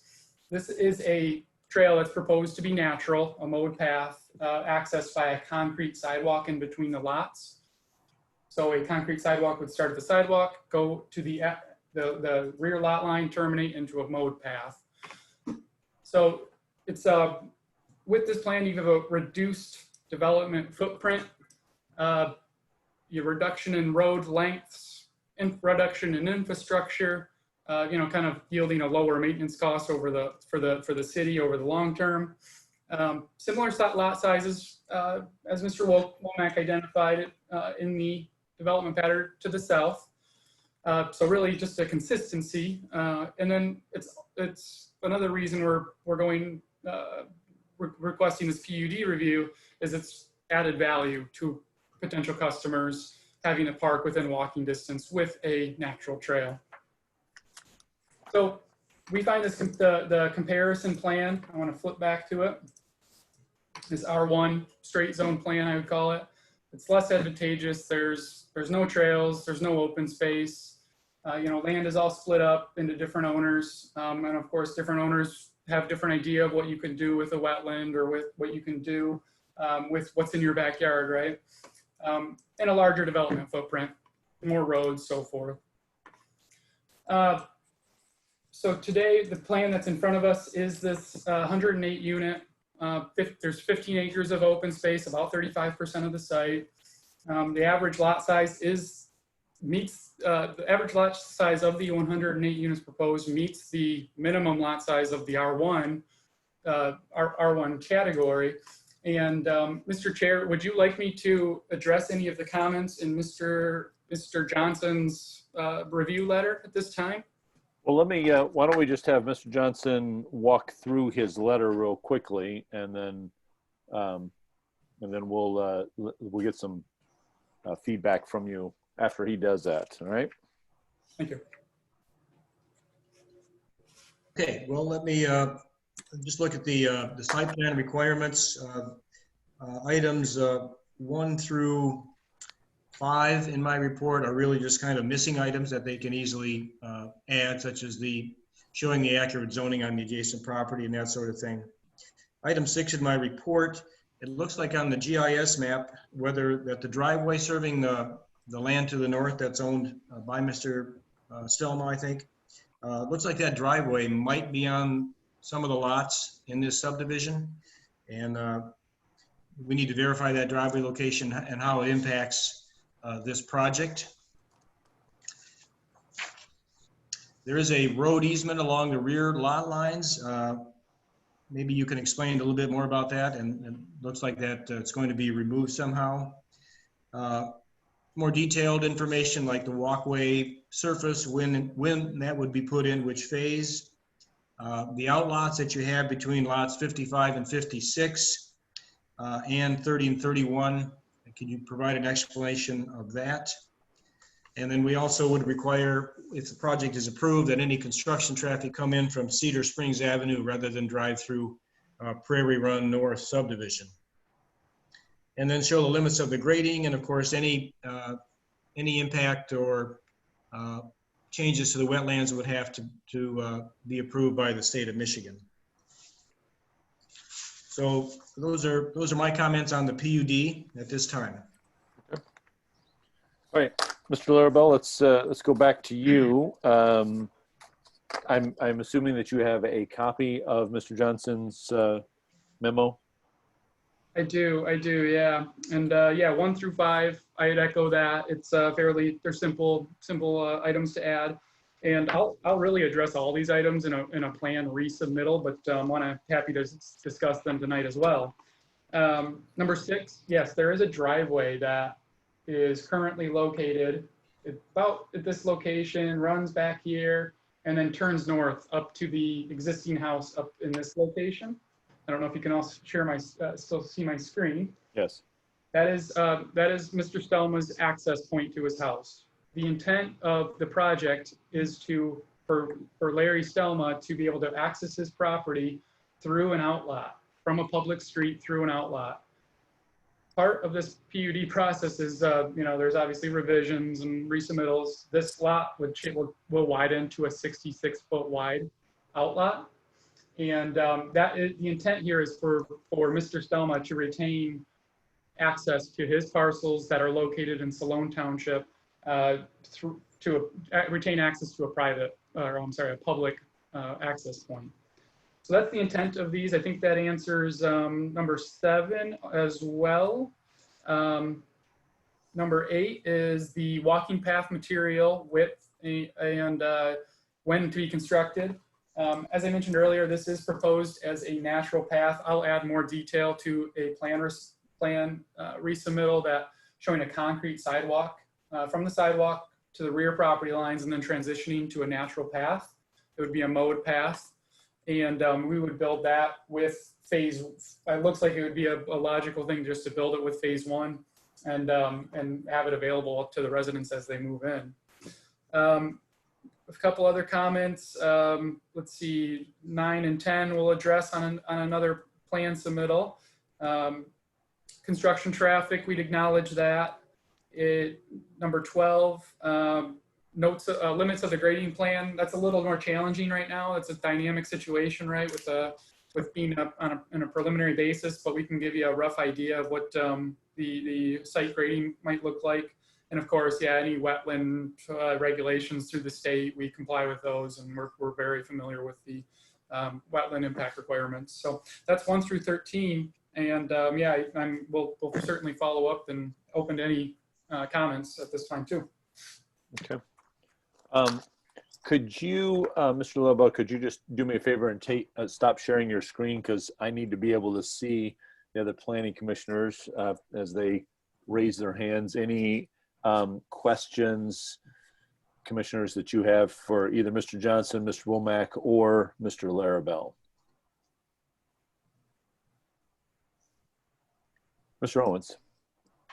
I have a question. I'm just looking at the site plan here. For Needlewood Drive, is that intended to go through to an existing street eventually? If Mr. Chair, would you like me to address that? Yes, please. Yeah, Needlewood on our site plan is configured and intended to connect up to Needlewood to the south, should the property in between ever be developed. Okay.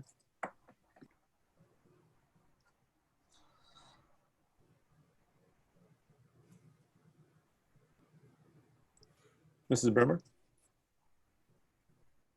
So he kind of talked about construction traffic coming off Cedar Springs Avenue.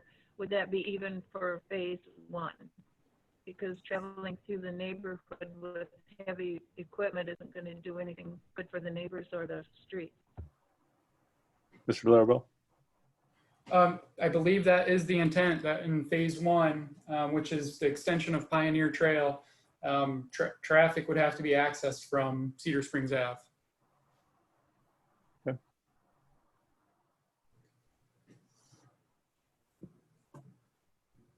I have a question. Yes, Mr. Nixon. Are you just going to basically clear cut all the trees that are growing, or are you going to try to replant some somewhere else? Right now, yeah, anything in our development area, the trees would be cut. If they're not relocated beforehand, before development happens. A lot of the trees are located in kind of, the preservation area in phase 1. So west of phase 1, there's quite a lot of tree stands in that southwest corner of the open space. So those would be preserved. In phase 2 and 4, there's quite a bit of trees over in that location. We might relocate them before then, but any trees in the development area would be removed. I can add to that, with the straight zoning as it's zoned today, if we didn't do the PUD and we just did a zone by right, that first plan that Dan had presented, that would be pretty much a clear cut in all the building envelopes, so this is why we kind of lean towards this plan. This does have a lot of natural trees that fit well in the PUD plan versus the straight zoning plan would be a much better plan for tree preservation.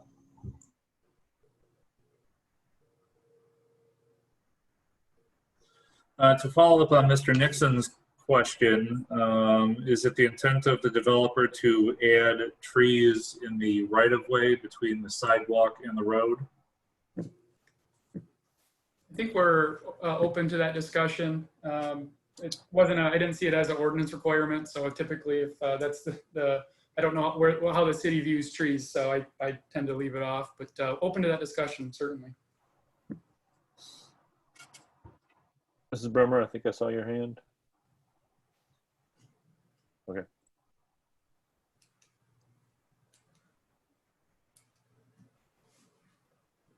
Question All right. I was going to ask.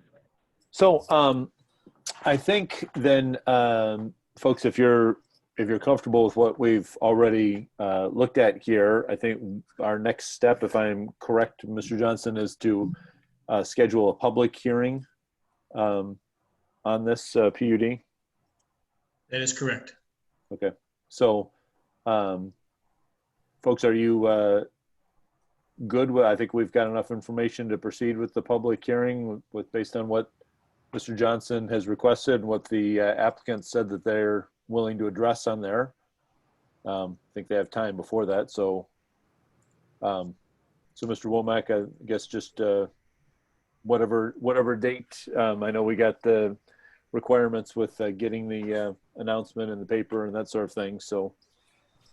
Yep. So I was just looking at the calendar. It looks like we need to have things submitted by, September 14, Monday, September 14, to be in the paper on the 17th, to give us our 15 days prior to the October 6th meeting. Okay.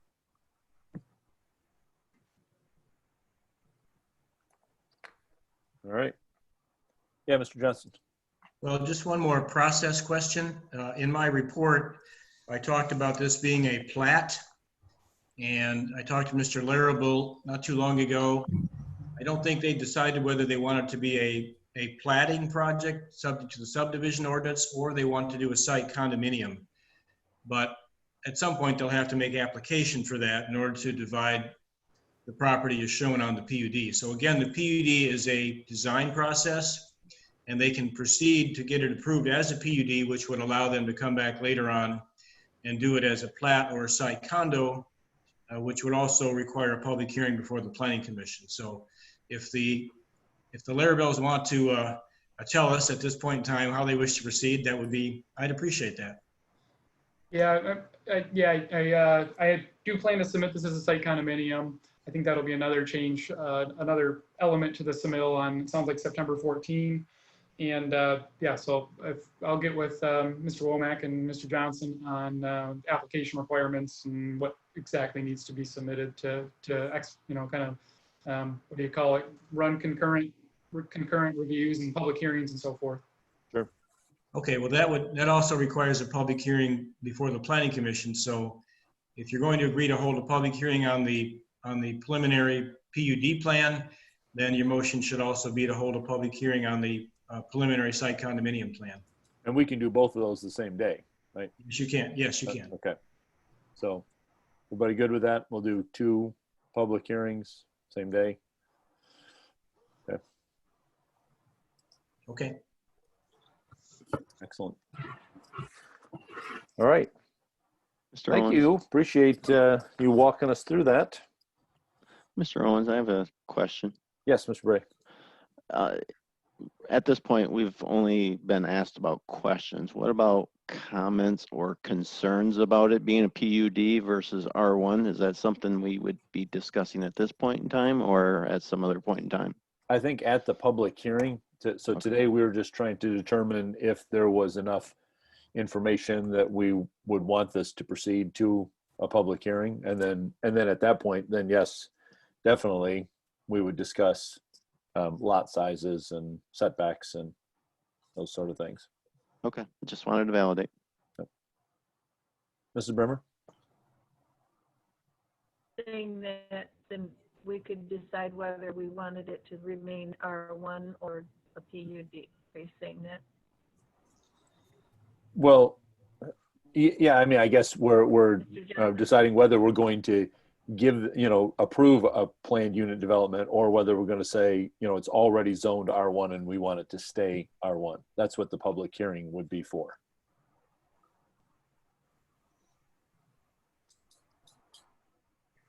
Okay. All right, are we good? I think we got that covered for everybody. All right.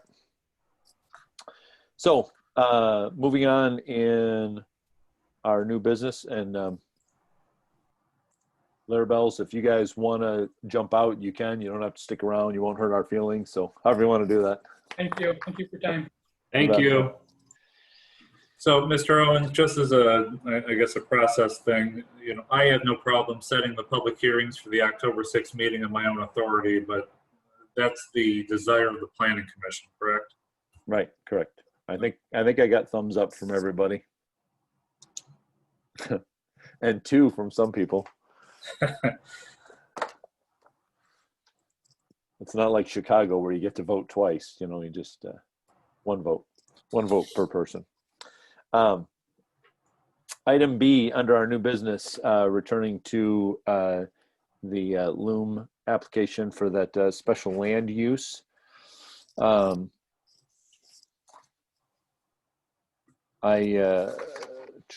Looking through here, it appears to me that there's still a lot of things that we're waiting to see on both a site plan and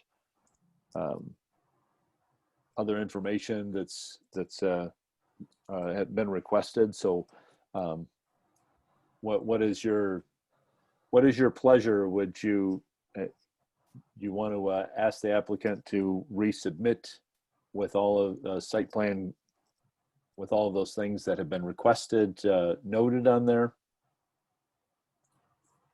That would be my preference. Okay. Yes, Mr. Conley? I would ask Mr. Womack, has he gotten enough from us to further communicate with the applicant about how they can move forward? Well, so you guys know that I always do like to shepherd these projects through. We've taken great strides here in the city and with the Planning Commission especially to be more business friendly than we were in years past. You know, there's a great difficulty, and I keep joking about this, but I can't even pick out my belt and shoes because I often don't color match. You know, I don't want to be the person making the decision about what I think the city, Planning Commission is going to want to see. So some of these questions, such as windows and color of the building and stuff like that, you know, I hate being the person in a position to say, yes, that's good, no, that's not. So what I generally like to do, especially when we have an applicant who's eager to get approved, is I would say one of two things. Either Planning Commission say, we appoint the city manager and the chairperson to review and approve administratively some of these questions, or have the applicant work with me and the chairperson to address some of these aesthetic things and then bring it back to the next meeting. But I would like some authority given to some member of the Planning Commission the Planning Commission board to assist me with some of these issues, just because I don't like being the person to make those aesthetic calls, especially in relationship to the facade and the windows. So I guess I would ask if you're going to table it that you grant, generally Mr. Owens, you're the person granted this, but grant the chairperson and I the authority to work with the applicant to bring back something to the board at the next meeting, or alternatively approve it subject to review of the chairperson and the city manager. I think I'd like to see a little bit more of a detailed site plan before we start, you know, approving things. So, Mrs. Brimmer? I agree with that. I think we need to see a lot more before we go ahead with this. Let's get Mr. Owens first and then move to Mr. Conley. I was going to say for Mr. Womack, if whatever decision we make, would you like that in the form of a motion? I mean, it's less important if you guys want applicant to come back to the next meeting. So of course, you guys probably know I talk with Mr. Owens on a regular basis anyways. So I'll probably run things past him anyways. But if you guys wanted to grant me and the authority to approve these things administratively, which is not what it sounds like, but if that were the case, then yes, I would ask for a motion. Okay. Yes, I think that I'm in favor of having the applicant come back. I don't think that we have a clear sense as a board as to which way we really want to go with this right now. So I think that we should have them come back and present another option to us. Okay. Mr. Conley?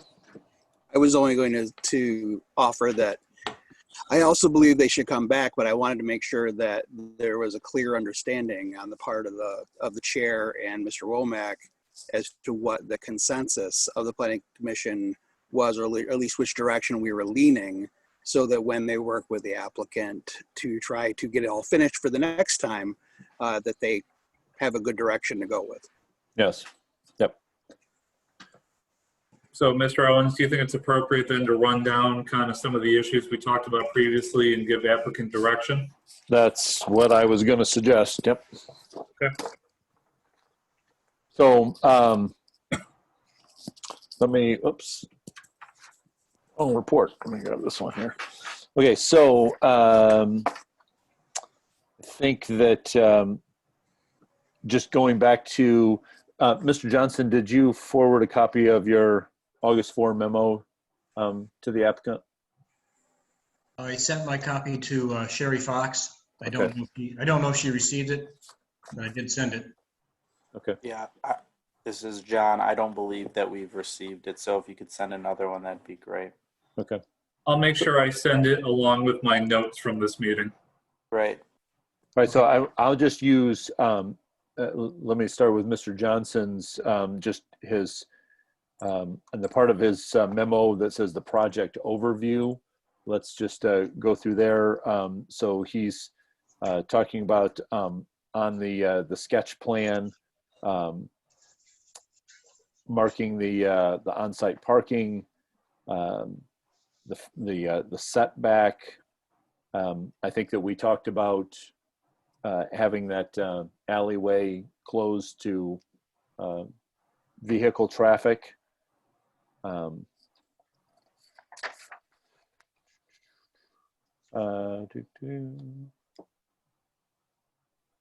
Let's see here. And the driveway on Cherry Street next to the coming from the Kent Theater, that we have that blocked off as well. Doesn't sound like there's going to be a dumpster, so I don't know, commissioners, did you want them to still like maybe just put a box somewhere? Do we need that, or they can just come back with that later if they need a dumpster? I would personally like to see at least some idea of a location where they would put said dumpster if they ever needed one in the future. Okay. And then I think the other thing that we talked about was the building materials. So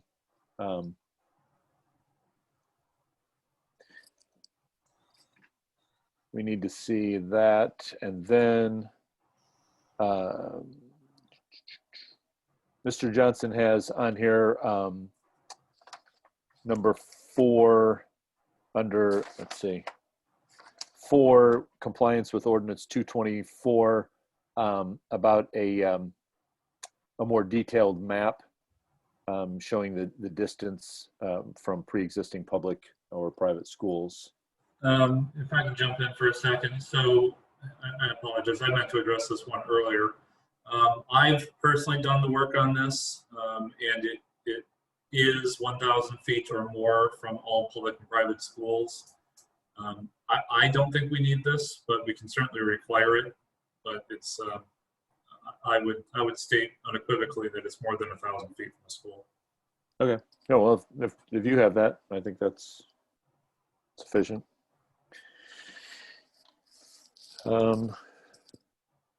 Okay, commissioners, anything else that we talked about that we wanted to see? If applicant's going to add exterior lighting, which I'm sure that they're going to, that should be shown with appropriate information. Okay. Mrs. Bremer? Yes, we didn't talk about it, but Mr. Johnson mentioned that we would, the police and the fire chief need to review this and have their comments. It would be nice to have that in our hands also.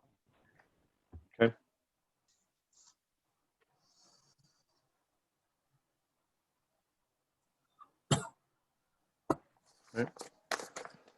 All right, so Mr. Albo, we'll get this, both Mr. Johnson's memo forwarded to you, as well as Mr. Womack said that he would send you his notes from this evening so that you can provide that with us. I think that would help us make a more informed decision. Okay, thank you for everyone's time. And when is the next meeting? September 1. September 1. Okay. All right. Well, thank you, everyone. Have a good day. Thanks. Thank you. Bye. Right. Okay. Item C under new business, discussion on ordinance 218, principal building use in your packet. That's page, I can't believe that I have to say this, like our packet's this big, but it's page 111. So got to get way down there to get to this one. Good thing we didn't print all these things out. That would be a couple of trees worth of paper. So I wanted to put this on your agenda because, of course, with the number of marijuana businesses who are interested in coming into town, lots of money is being thrown around to the various businesses and property owners that currently exist. One proposal that was brought to me, and I'm sure that there are other people who are thinking this, was that property owners sure would love to be able to split their existing buildings into different uses, which has traditionally been allowed. For example, the Red Hawk Apparel has a building that they share with Cookies Antique Store. There is Confetti owns a couple of properties that are split. So I wanted to readdress, if we could, and Mr. Johnson, I'll let you kind of help the Planning Commission with this, but Ordinance 218, which we passed not that long ago, that the Planning Commission did review, basically spells out primary use and accessory use for properties. And I need direction from the Planning Commission and the City Planner in that regard, because from my reading of this, it looks as though we would only allow single buildings and single parcels to be split into multiple uses if they were part of a single integrated development, i.e., I read that as a strip mall or some other type of building that was already planned for that. So the splitting of buildings down the middle does not appear to be permissible, but maybe I'm just reading that wrong. So Mr. Johnson, could you kind of walk us through what your thoughts are on this? Sure. Well, I think you make a good point. A straight reading of this would indicate that it applies to the parcel itself and not multiple uses within one building. Although I think generally you would allow that if they were both allowed in a zoning district as permitted uses. I think we could make it clearer by adding some language about allowing a building to contain more than one permitted use, provided they meet all other requirements of the ordinance. So I think that would help you better administer the ordinance. And just to give you an example, we are in the process of looking at the White Pine Trail overlay zone, where we are going to allow existing buildings to, even if it's an industrial building, to have a commercial use inside of it to cater to the White Pine Trail travelers.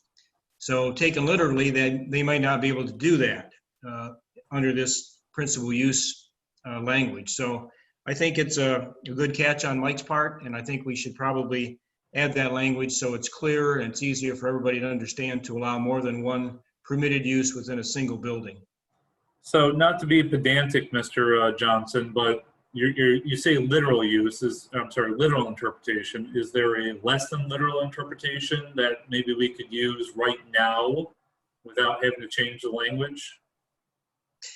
Yes, I think we talk about principal use in the first line there. And then I think you jump down to where it says that it forms a unified function and appearance. I think you could easily make that interpretation that two permitted uses in the same building would be a unified appearance and function.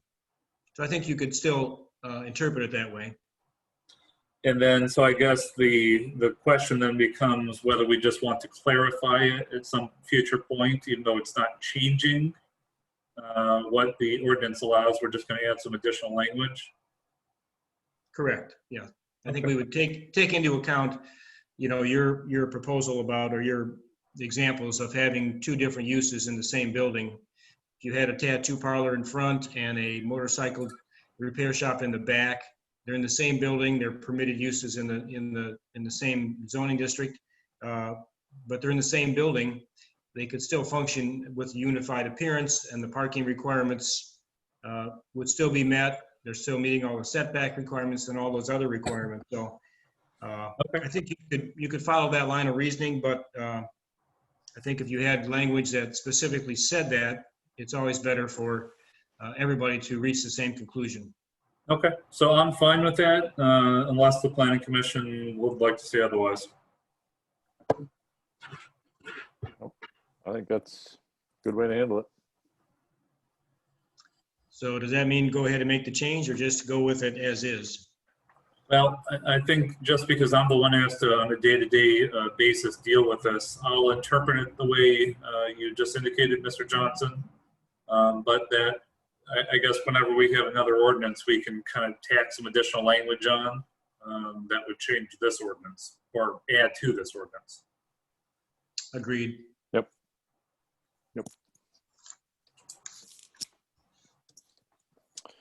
All right.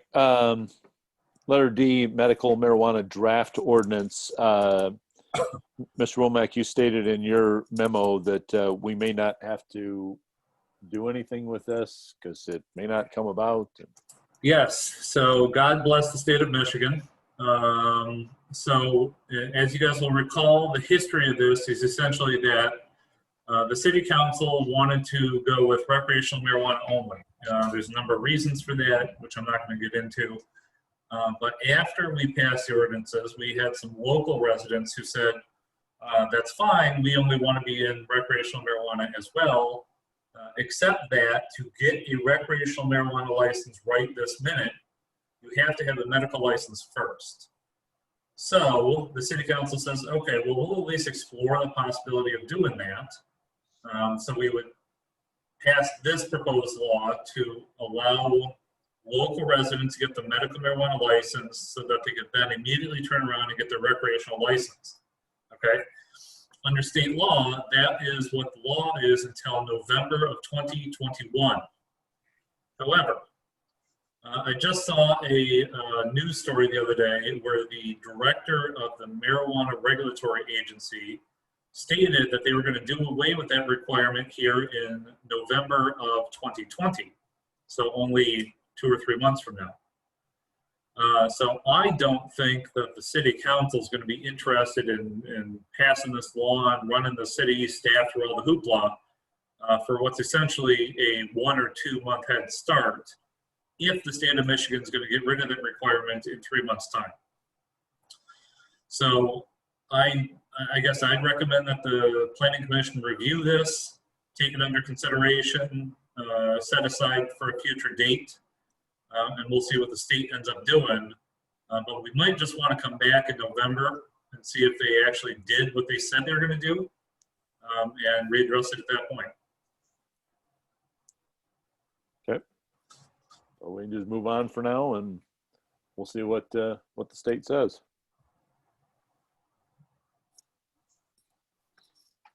All right. So let's move to old business. We have a draft fence ordinance. It starts on page 151 in your packet.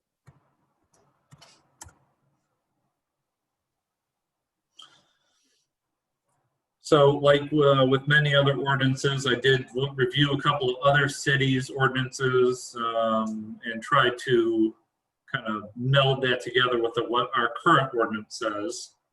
Tried to use a little bit less legalese type language, tried to make it a little bit easier to understand and read, and also fit with what I thought the expectations of the Planning Commission were.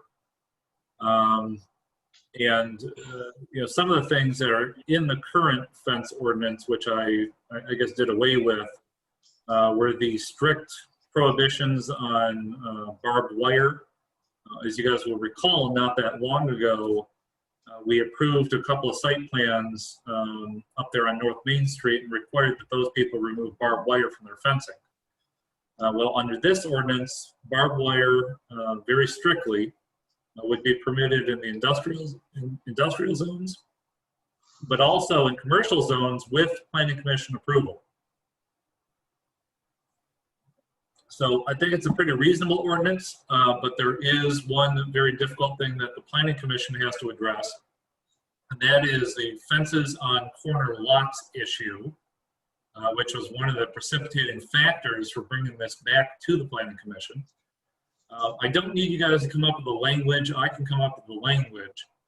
The question, though, is whether the Planning Commission wants to allow citizens to put a 6-foot tall privacy fence in what is essentially their front yard along one of their street sides. You know, there are some options such as allowing them, the property owner, to designate which would be their side yard. You could have the zoning administrator indicate which one is the side yard. You could have the side yard be the one that was not the acting front facade of the house.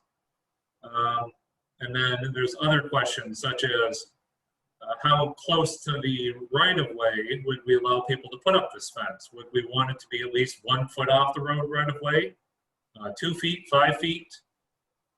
Would we want to allow them to cover the entire side of the house, or would we only allow them to put up privacy fencing along what would be the rear yard, which is not covering the facade of the house itself?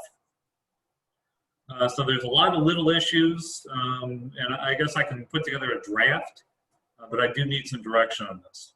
And Mr. Johnson, do you have any additional insight? No, not at this time. I'm still kind of mulling it over myself. Yeah, so this is not normal. Now, normal doesn't mean right. And as forget who, but somebody noted that there are a couple of privacy fences along the sidewalk up in the Prairie Run neighborhood. I don't know how. The law has not changed since, what, 82 or something. Those that should never have been permitted. But as you guys are aware, lots of things occur in the city that were not necessarily approved of. So I guess it's a question of, do you think that's a good look for the community? We do have to balance the aesthetic value versus the property rights of individual property owners. Most communities don't allow privacy fences in the front yard, but some do. So I'll leave it at that.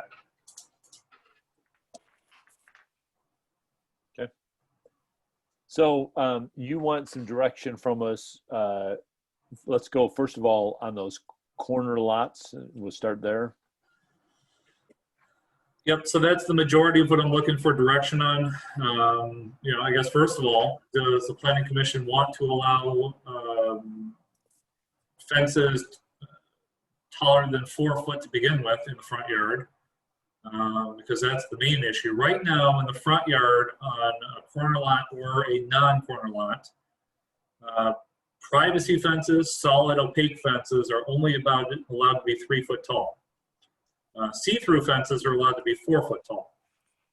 We have a property owner who would like us to change that for corner lots only, that in their second front yard or their, I guess, nominal side yard, that we would change that to allow them to have a 6 foot privacy fence in their front yard or their nominal side yard. So is this something that Planning Commission even wants to allow?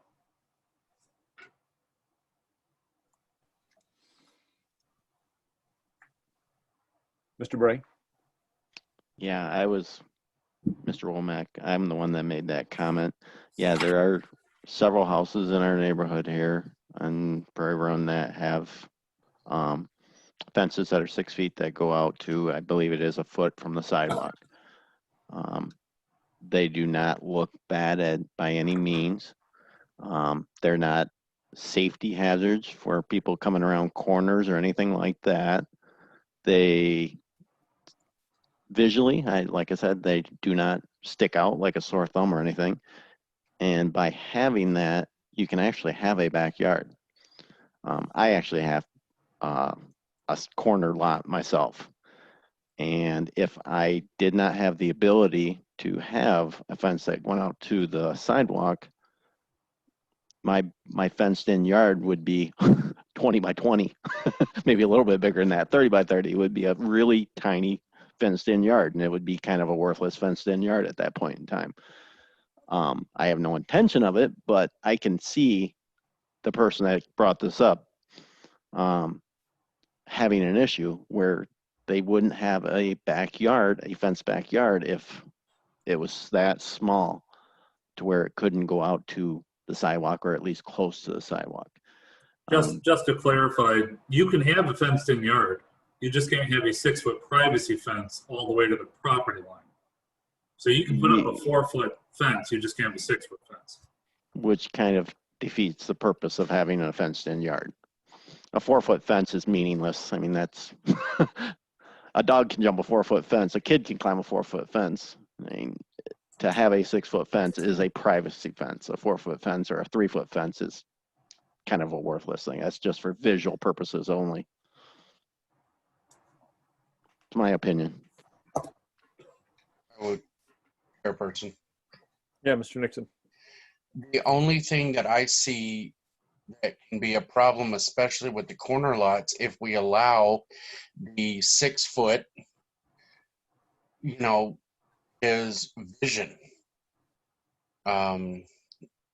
Your sight when you're going around corners and stuff. If they're going up sidewalks with a 6 foot fence, that could, in turn, if you don't see a kid coming down a sidewalk because there's a blind spot, there's problems with the 6 foot fences in the front yards, especially at corner houses.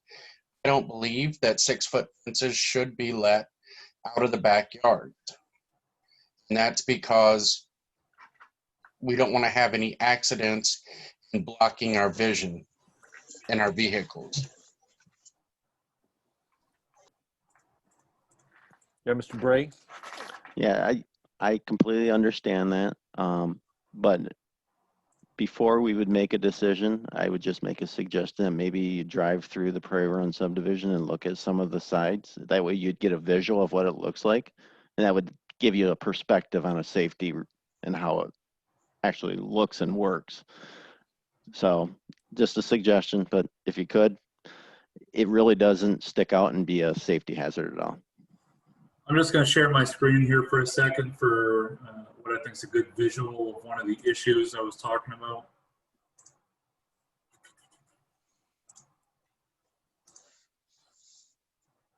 So can you guys see this here?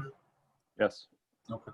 So one of the things I've talked about previously, whether we want to allow it to run the entire length of the house so you could cover this part of the house, or if on the other side of the green one, you would only allow it to cover the backyard. This would help cut down some of the vision problems that Mr. Nixon was indicating. But of course, any ordinance I put together would have very specific language about vision around corners. Now, I don't think this presents a problem for the street because there's a separate ordinance dealing with vision issues on the street. But I can see an argument that if you've got kids on bicycles going full speed around this corner, they might end up hurting each other. And of course, I ride a bicycle. I am fearful of this going around a blind corner myself. So we may want to add that language onto any fencing that would be within the clear vision circle here, which might also cut down on any fencing that might, kind of go to this front corner of the house here. But I guess letting me know what you guys think about this here, if and when you decide you want to allow this, would be very helpful in me drafting. Mrs. Bremer, did you have your hand up? Yes. I have a copy of that in my paperwork here, and I like the idea of the fence going from the back corner of the house instead of all the way to the front of the house on a street side.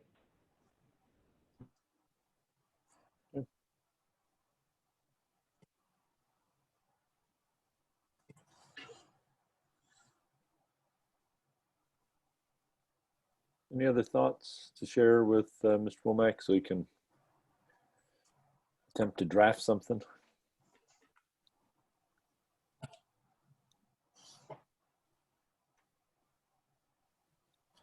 Mr. Bray, would that work for you? That green arrow that only goes to the back corner, or are you suggesting the entire, I guess, front yard of the house, including the facade, should be allowed behind a privacy fence?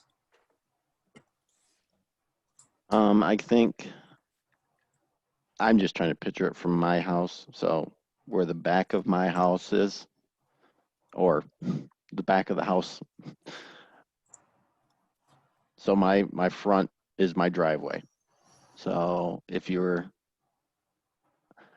so the bottom of your screen there is the front of the house. So the side street. So yes, where the green line is would be what I would be talking about. Correct.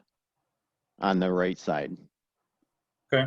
I guess the question then becomes, is anybody in favor of the red side and would like to speak on that, this one? I didn't understand what you said. So the question right now to help me draft the next ordinance would be, is anybody in favor of this red option that goes along the entire side of the house? Or are people generally in favor of the green option, which only encompasses the backyard?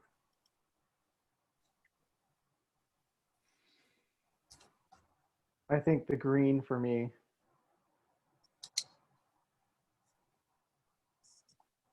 I agree. I like the green better aesthetically. I'm much more in favor of the green than the red. Okay, so I guess I got my marching orders on that. I'd like to hear it at least be said. I'm assuming everybody's okay then with this being a privacy fence of 6 foot. I can fill in the blanks with clear vision and we'll say 1 or 2 feet from the right of way or the existing sidewalk. Are there any other aspects of this ordinance that you guys saw that needed to be addressed?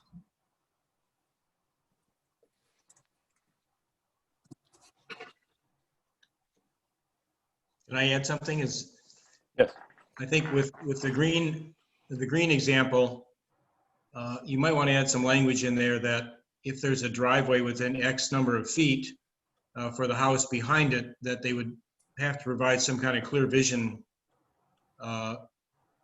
language in there so that when somebody backs out of their driveway, they can at least see down the sidewalk. I think Mr. Nixon raised that point, and I think it's a good one.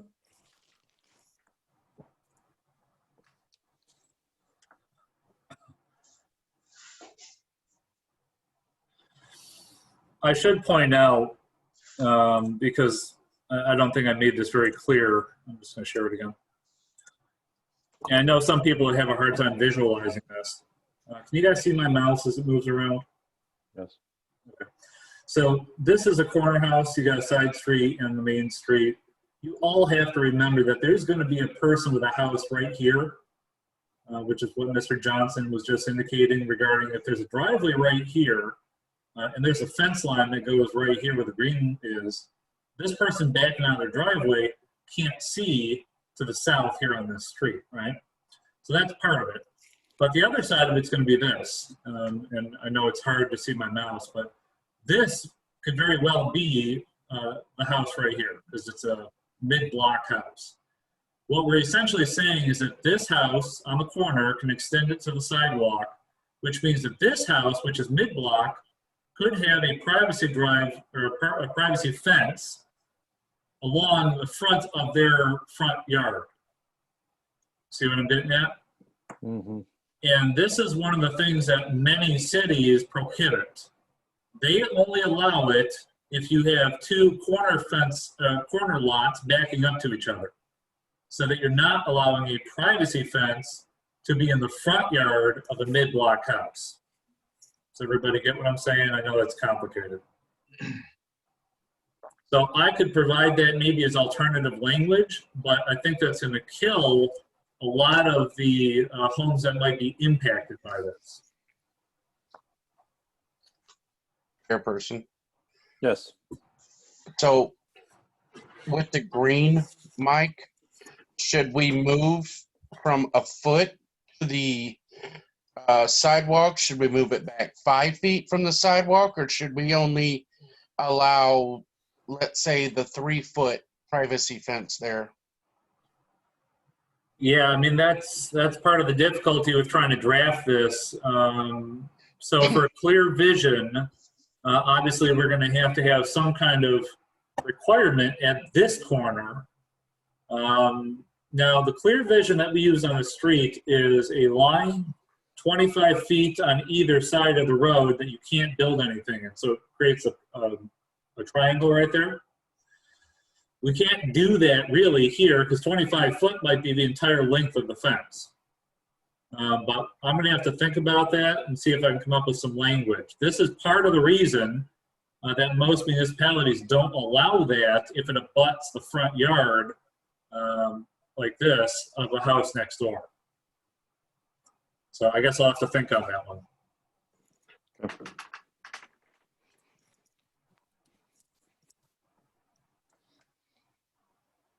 Chairperson.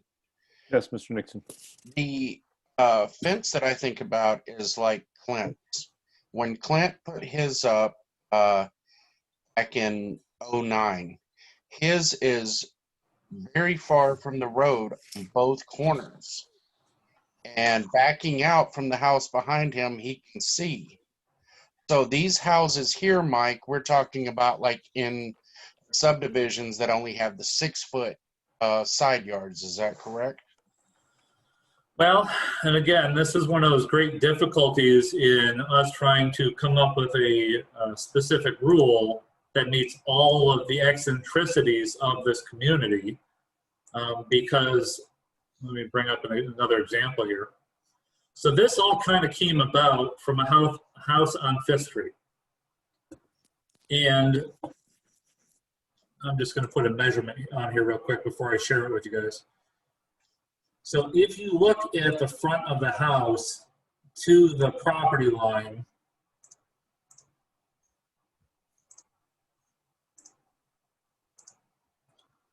so if you see my visualization here, it's about 16 foot from the front of the house to the property line. So if we say, you know, you can only have 5 foot from from the sidewalk there, from the property line there, you're taking a full third of that backyard and saying you can't use that.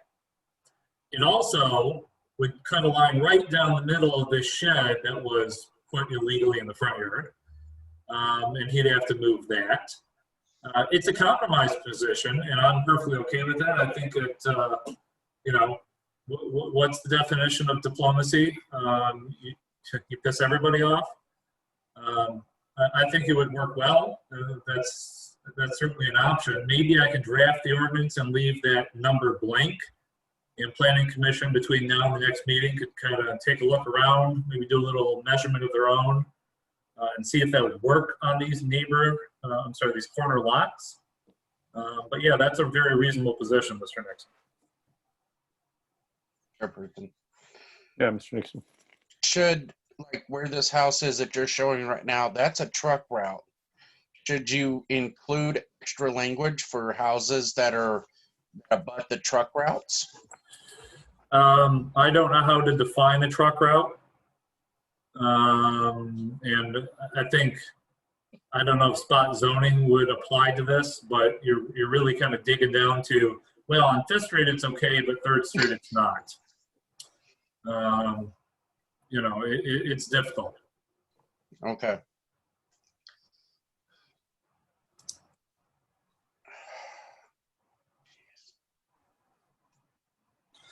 Well, so I guess I've got enough of my questions answered at this point. Let me draft some language. I'll probably leave the that portion of it blank, 1 foot, 2 foot, 5 foot off the right of way.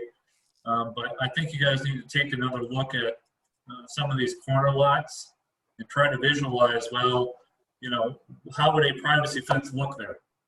And I guess I'll try to bring a more finished ordinance to you guys the next time you don't have an incredibly long agenda. Okay. Mr. Chair, if Yes, it's Mr. Mayor. possible to add some more samples or examples of lots and how they might look, that would be helpful too. Do you mean for me to find other corner lots and then try to impose a fence on them? Or do you mean for me to go out and take pictures of the identified lots that already have these fences and bring them back to you guys, I guess, visually in a picture in an email or something? Maybe a combination of what somebody already has and what it would be imposing on even this lot or some other lot, what it would look like. Just to give somebody a visual example of, hey, this is what it currently looks like on somebody that did it, and this is what it would look like on this proposed lot that somebody is asking for it on. Not quite sure how I would do that. I'm not exactly, what's that program where you can show people things that don't exist yet? I don't have it, but I can at the very least go out and take some pictures of some of the known corner lots that already have fences up, and send them to you guys in an email maybe next week. But I think you might have to visualize it on your own.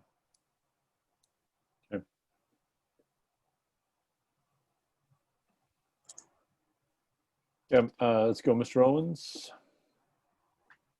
Could we possibly explore including language that would just limit how close the fence could be to a neighboring driveway? So maybe just if the neighbor has a driveway that's too close, we just wouldn't allow them to put this kind of a fence in. That might eliminate some of our sightline issues. Yeah, that would be part of the language I'm going to have to look into, see what might work. I'm just trying to think, would it look more awkward saying you can't have your fence within 5 feet of the property line? Or do I say you can only angle it back towards your rear property line and leave that kind of, I guess, triangle unenclosed? Yeah, I just don't know at this point. I'm open to suggestions. Mrs. Bremer? Are we talking just about this issue, or are we making other changes to the fence ordinance? Well, I think he's just looking for direction so that he can continue to finalize this for us. Okay. I had a suggestion for under fence prohibition. When you talk about a fence, raised edges and broken glass and all that, some of the fences that are more Victorian looking, they have little points at the top. And I wonder if those would be disallowed, or if we change the language to say a wall or fence that has been modified to add razored edges and broken glass and all that.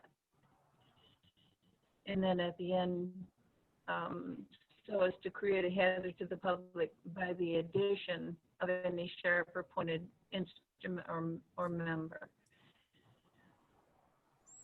Mr. Womack, what do you think? I apologize, Ms. Bremer. I know you're in the same building as me, but I didn't hear that nearly as clearly as I would have liked.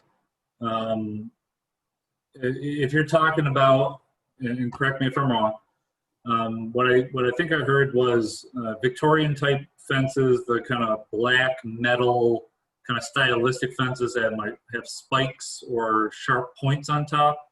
Is that about right? Yeah. Okay. Yeah, I mean, one of the reasons that we put in this subpart G, fence prohibitions, was exactly what you're talking about. We don't want any fence in the community that could pose a hazard or a danger to citizens. And, you know, look, I'm an adult. I'm not going to attempt to vault over a sharp fence like that. But I hear that there are these mini-sized adults that maybe don't always make the same intelligent decisions that adults make. And frankly, I'd like to prohibit fences that, you know, those mini adults might attempt to jump over now and again, especially if they are a potential danger to those people, which is one of the reasons why even in commercial districts, any spikes or barbed wire would be reviewed by the planning commission, because it's something that, I mean, I don't personally think is really necessary in a commercial district. I can see an argument for it, but I think that's something that should be reviewed and approved of by members of the community. I don't think that allowing spikes on top of a fence just because they're pretty looking are worth the hazard created to the general public at large.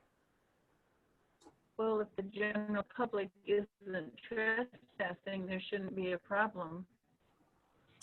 Well, I and think it's not right. I think agree. It's right to limit. Sorry, like I said, I apologize. I'm having a hard time hearing you. I agree, people shouldn't trespass. However, does anybody have kids who may jump over a fence to get a ball, retrieve a ball? I sure did when I was a kid. And I don't want to put children into the position of potentially having to jump over a fence to grab a ball and impaling themselves on the fence, trespass or not. You know, there is a very strict liability in the state of Michigan for booby trapping your yard, whether it's somebody trespassing or not, because in addition to children, what about code enforcement officers? What about meter maids who are going around and checking water whatevers? What about a mail person or an Amazon delivery person? You know, trespass is not necessarily a horrendous thing that deserves a death penalty. I think that's going too far. When you say going too far, you mean specifically subpart G, number 3, prohibiting fixed spikes, etc.? I think that's the language you were addressing earlier, right? Yes, I can understand not having raised edges, broken glass, or things that people might add to the fence that would be dangerous to other people.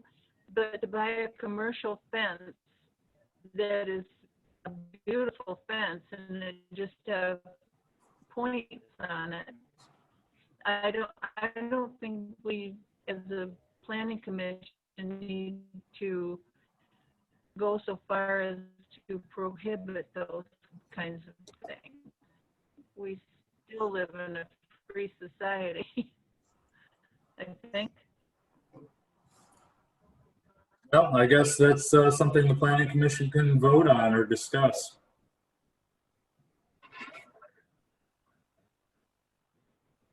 So we would do that when? Mr. Chairperson, when would you like to address that issue? Well, I think that you've got information to start, like, you know, maybe getting this closer to a ordinance kind of language, and then we can start talking about some of the specifics. Sorry, I apologize.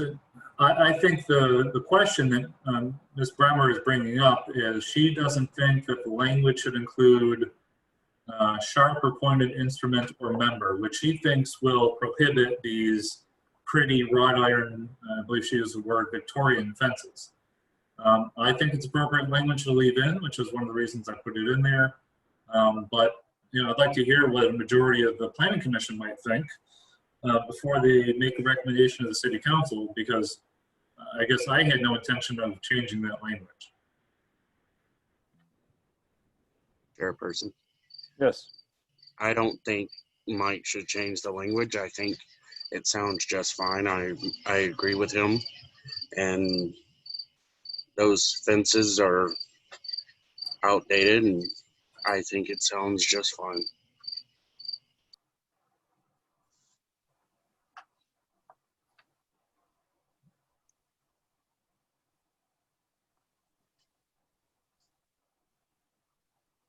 Mr. Owens?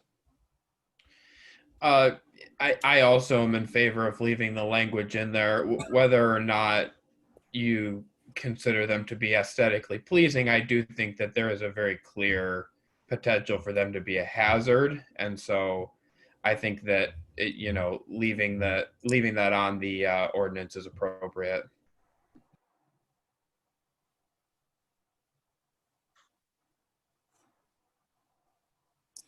Well, it can certainly stay there for now, you know, while it's a draft, and then, you know, because we're not approving anything tonight, and then once we get something that we're actually going to vote on, then we can. Okay, well then I will leave that language for the time being, and I guess when it comes time to recommend that language to the city council for passage as an ordinance, we can readdress it at that point. Okay. Sounds good.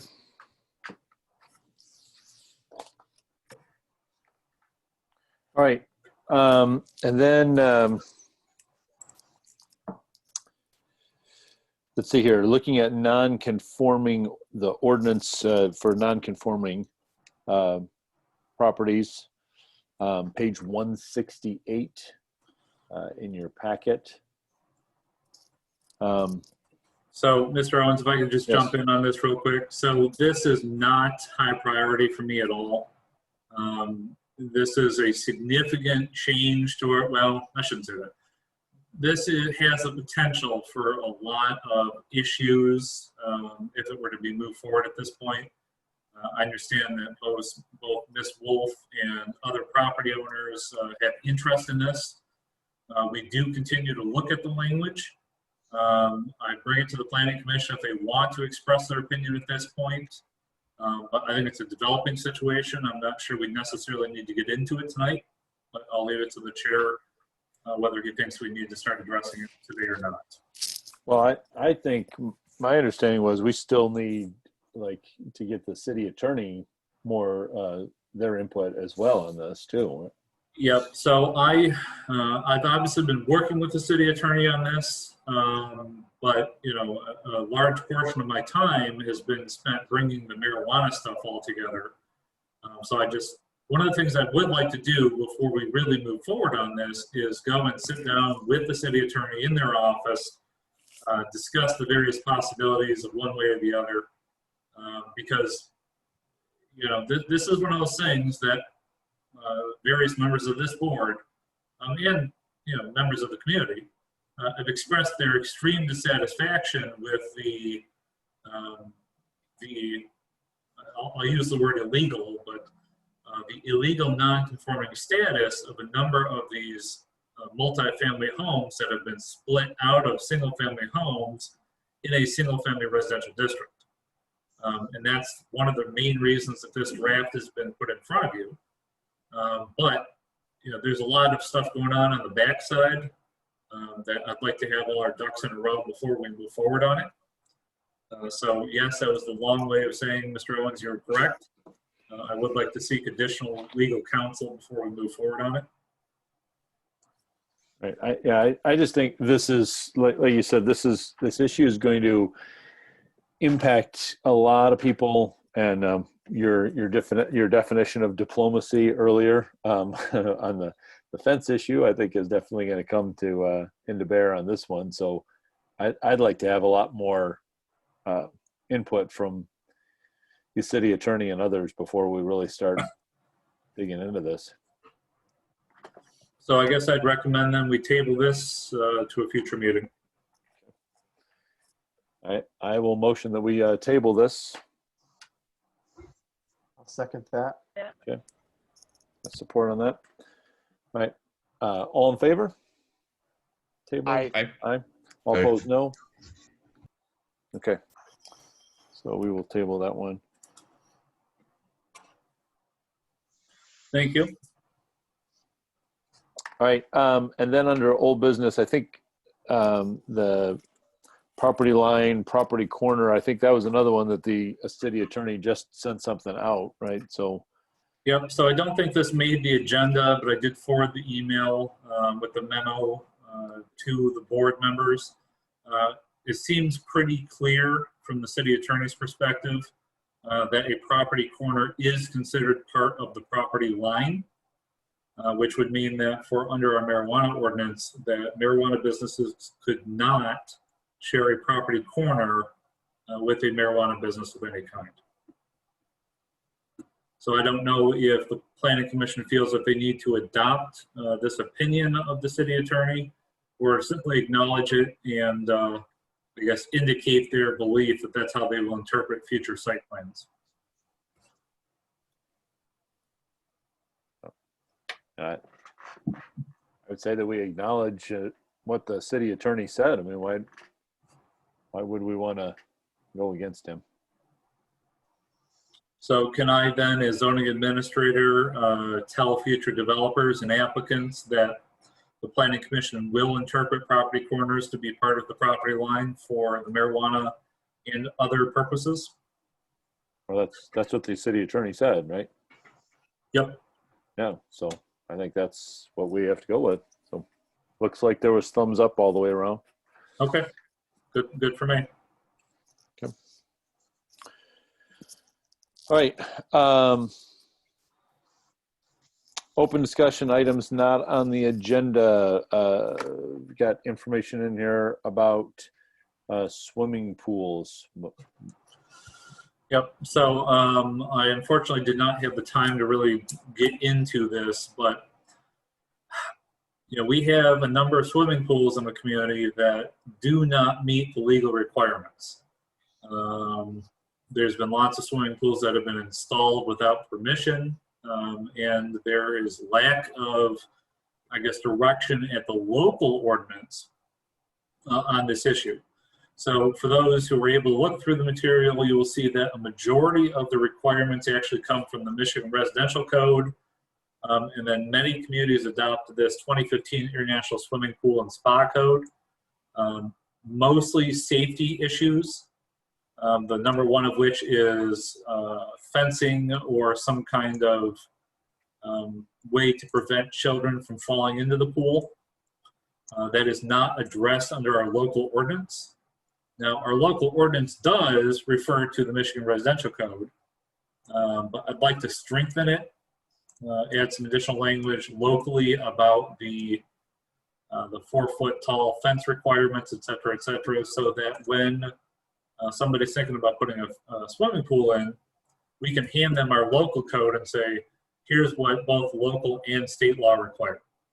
So I'll bring that back to you guys in a more formalized manner in the future, but I guess I'm open to any thoughts, questions, or comments. Any thoughts, questions, comments to share with them?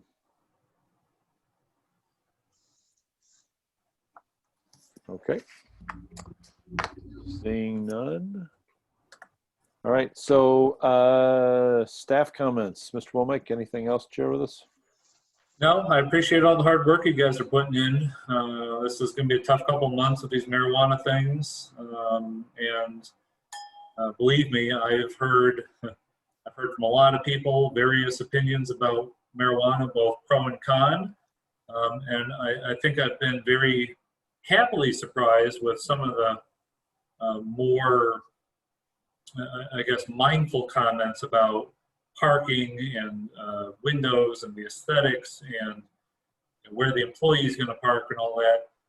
I think that shows that we're taking this very seriously and very maturely. We're not giving into, I guess, the passions of the moment that, marijuana bad, sky is falling, et cetera, et cetera.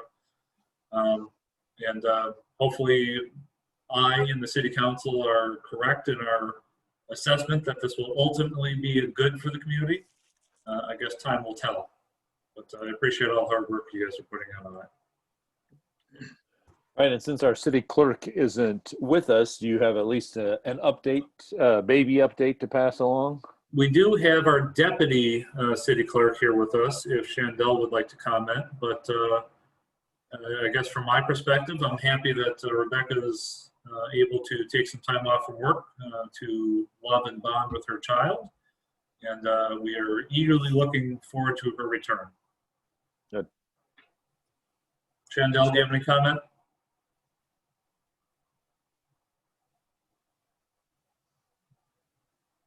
All right, can you hear me?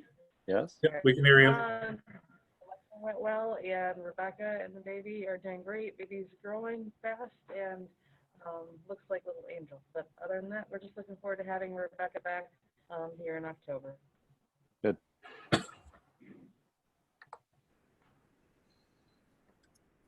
All right, planning commission members, any comments from you?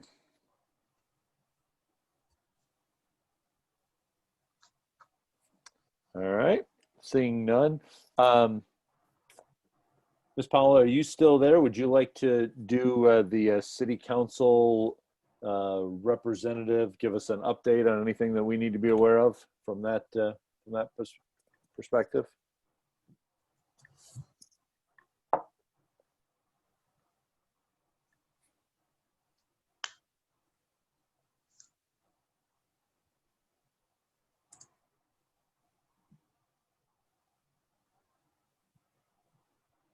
think she's muted. I did ask her to unmute. I don't know if she's still in there. I could walk over there real quick and ask if you guys would like. Oh, there we got it. Okay, I got it. We got it. I'm just so glad the election went off as well as it did, thanks to the staff on that. I was pleased to see that we're going to update our schools again. And other than the extreme heat, I think we've had a wonderful summer. The town looks good. And thank you guys for all the work you do. This has been quite an exciting and complicated summer. Thank you. Thank you. Mr. Johnson, you got anything else for us? I would just say I'm looking forward to a shorter ride home tonight. That's for sure. All right. Is there a motion for us to adjourn? I'll make the motion. Okay, and support. I will second. All right. All in favor of adjournment, aye. Aye. Aye. All opposed, no. Motion carries. Thank you, everyone, for your help tonight. See you soon. Have a good night. Good night. Thank you, everybody.